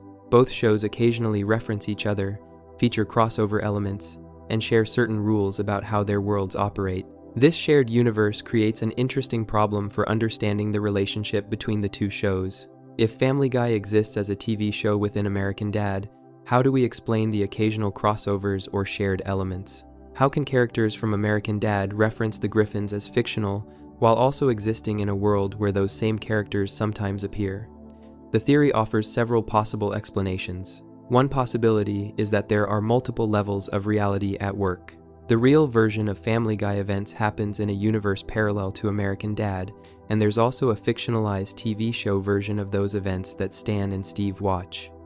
When characters from the two shows meet, they're interacting across these parallel realities. When Stan watches Family Guy on TV, he's watching a dramatized version of events that are actually happening somewhere else. Another explanation is that the crossovers themselves are fictional within the American Dad universe. When we see characters from both shows interacting, we're watching an episode of Family Guy that incorporates American Dad characters, and this episode is itself being broadcast as a TV show in Stan's world. The crossovers are special episodes that blur the lines between the shows for entertainment purposes. A third possibility is that American Dad exists on a higher level of reality than Family Guy. American Dad is real within the overall MacFarlane universe, and Family Guy is a show that exists within that reality. Characters from American Dad can watch Family Guy because it's a TV show in their world, but characters from Family Guy can't watch American Dad because American Dad represents the actual reality that contains them. The actor interpretation. If Family Guy is a TV show within American Dad, it raises questions about what the real Griffins might be like if they exist at all. Are there actual people or beings that the Family Guy show is based on? Or is the entire family purely fictional, created from scratch by whatever writers and producers made the show in the American Dad universe? The Inside Family Guy episode suggests there are actors who play the Griffin family members. These actors presumably have their own lives, personalities, and experiences separate from the characters they portray. The man who plays Peter Griffin goes home after a day of voice recording to his own family, his own house, his own reality that's nothing like Peter's. The actress who voices Lois has her own relationships, her own career, her own identity beyond the character. This creates a strange situation where the Family Guy we watch could be interpreted as the in-universe TV show that Stan and Steve watch. With the actors and production staff, we occasionally see representing the real people behind that show. Everything else, all the adventures and situations the Griffins experience, is scripted fiction created for entertainment in the American Dad world. This interpretation explains some of Family Guy's more absurd elements. The impossible situations, the lack of consequences, the frequent deaths and resurrections, the way characters survive things that should kill them, all make sense if these events aren't actually happening, but are scripted moments in a comedy show. The Griffin family can experience anything because they're not real people, constrained by real-world physics or logic. They're characters in a show, and the show's writers can do whatever they want with them. Why would Stan watch Family Guy? If Family Guy exists as a TV show in Stan's universe, it raises interesting questions about what that says about Stan himself. Family Guy is known for its crude humor, offensive jokes, and controversial content. The show pushes boundaries, makes fun of sensitive topics, and frequently includes content that many people find objectionable. What does it say about Stan Smith that he not only watches this show, but has strong enough opinions about it to declare Brian his favorite fictional dog. Stan is characterized as a conservative CIA agent with traditional values and a strong sense of patriotism. On the surface, he doesn't seem like the demographic for Family Guy's humor, yet he watches the show, knows the characters, and has favorites among them. This suggests that Stan's character is more complex than he appears, that despite his conservative exterior, he enjoys subversive humor and finds entertainment in content that challenges social norms. Alternatively, it could suggest that Family Guy, within the American Dad universe, is different from the Family Guy we watch. Perhaps the in-universe version of Family Guy is less offensive, more mainstream, or targeted toward a different audience. The Family Guy that Stan watches might be a toned-down, network-friendly version suitable for family viewing, very different from the actual show we see. Steve's interest in Family Guy makes more sense given his character. Steve is a teenager who's often portrayed as nerdy, obsessed with pop culture, and interested in edgy content his father wouldn't approve of. A show like Family Guy would appeal to Steve's sense of humor and his desire to watch something that feels slightly rebellious and adult. The cutaway structure. Family Guy is famous for its cutaway gags, random flashbacks, and tangents that interrupt the main story to show unrelated scenes. These cutaways are introduced by phrases like, "This is worse than the time," followed by a jump to a completely different scenario that usually has nothing to do with the episode's plot. The cutaway structure makes more sense if Family Guy is a TV show rather than a depiction of real events. Real people don't experience life with constant flashbacks to unrelated moments. Their conversations don't suddenly interrupt for 3-minute tangents, showing something completely different before returning to the original discussion. This narrative structure is a television convention, a storytelling choice made by writers and editors. If Family Guy is a show within American Dad, the cutaways represent the creative decisions of the in-universe writers who produce Family Guy. These writers decided to structure their show around constant interruptions and random humor, creating a distinctive style that makes their program recognizable. When Stan and Steve watch Family Guy, they're experiencing these cutaways as deliberate comedic choices, understanding that the show's format intentionally disrupts narrative flow for humorous effect. The characters within Family Guy who introduce cutaways aren't actually experiencing these flashbacks. They're following a script that requires them to set up these gags. Peter doesn't really remember the time he did something ridiculous. The writers wrote a line for Peter to say that would introduce a funny scene, and Peter, the character, delivers that line as written. The floating timeline problem. Family Guy has been on the air for over 2 decades, but the characters haven't aged significantly. Stewie has been a baby for the entire series. Meg and Chris remain teenagers. Peter and Lois stay roughly the same age.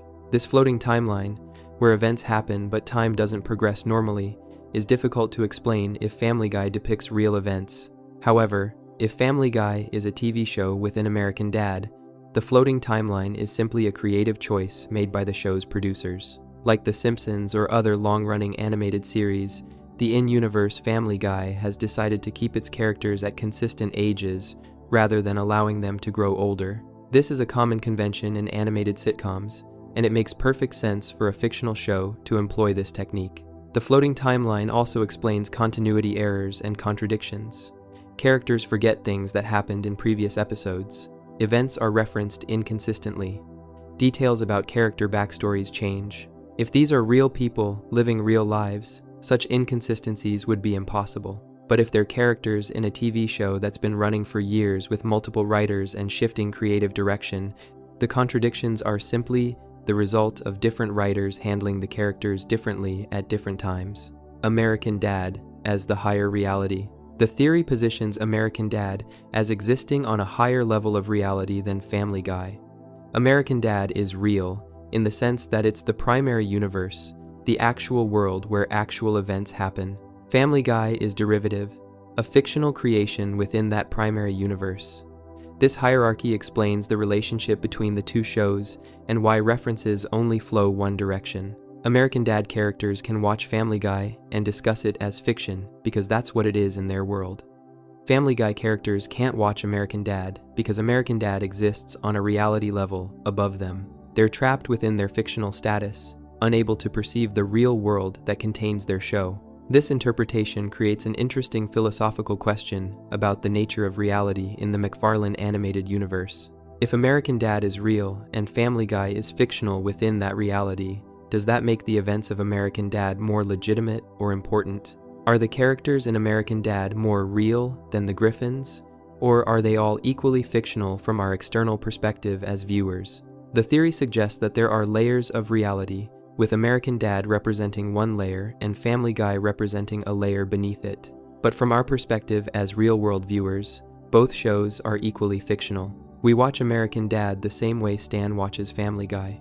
This creates an infinite regress of realities, each one potentially containing fictional shows that exist within it, all the way up to our own reality, which might itself be a show being watched by beings in a higher level of existence. The creative implications. If Family Guy is a show within American Dad, it changes how we interpret everything that happens in Family Guy. Every adventure, every joke, every moment of character development is not something that actually happened to real people, but something written, animated, and performed for the entertainment of people in the American Dad universe. This means the Griffins have no real agency. They're puppets controlled by writers and animators in Stan's world.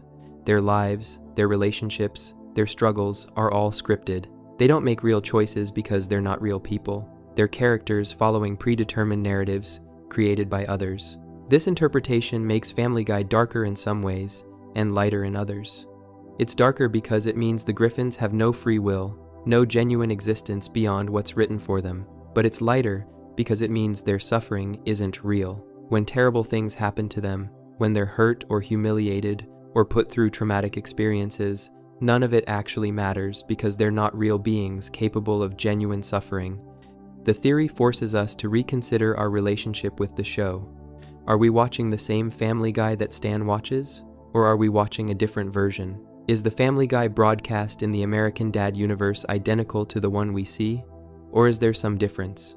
And if we're watching the same show Stan watches, does that mean we exist in a reality even higher than American Dad, looking down on multiple layers of fictional realities nested within each other? The Family Guy within American Dad theory transforms the show from a simple animated sitcom into a complex meta-narrative about fiction, reality, and the nature of existence itself. It suggests that the Griffins are trapped in a fictional prison, forever acting out stories for the entertainment of people in a higher reality, unaware that their entire existence is nothing more than a television program playing on someone else's screen. If you enjoyed the video, make sure to subscribe, and I'll see you in the next video.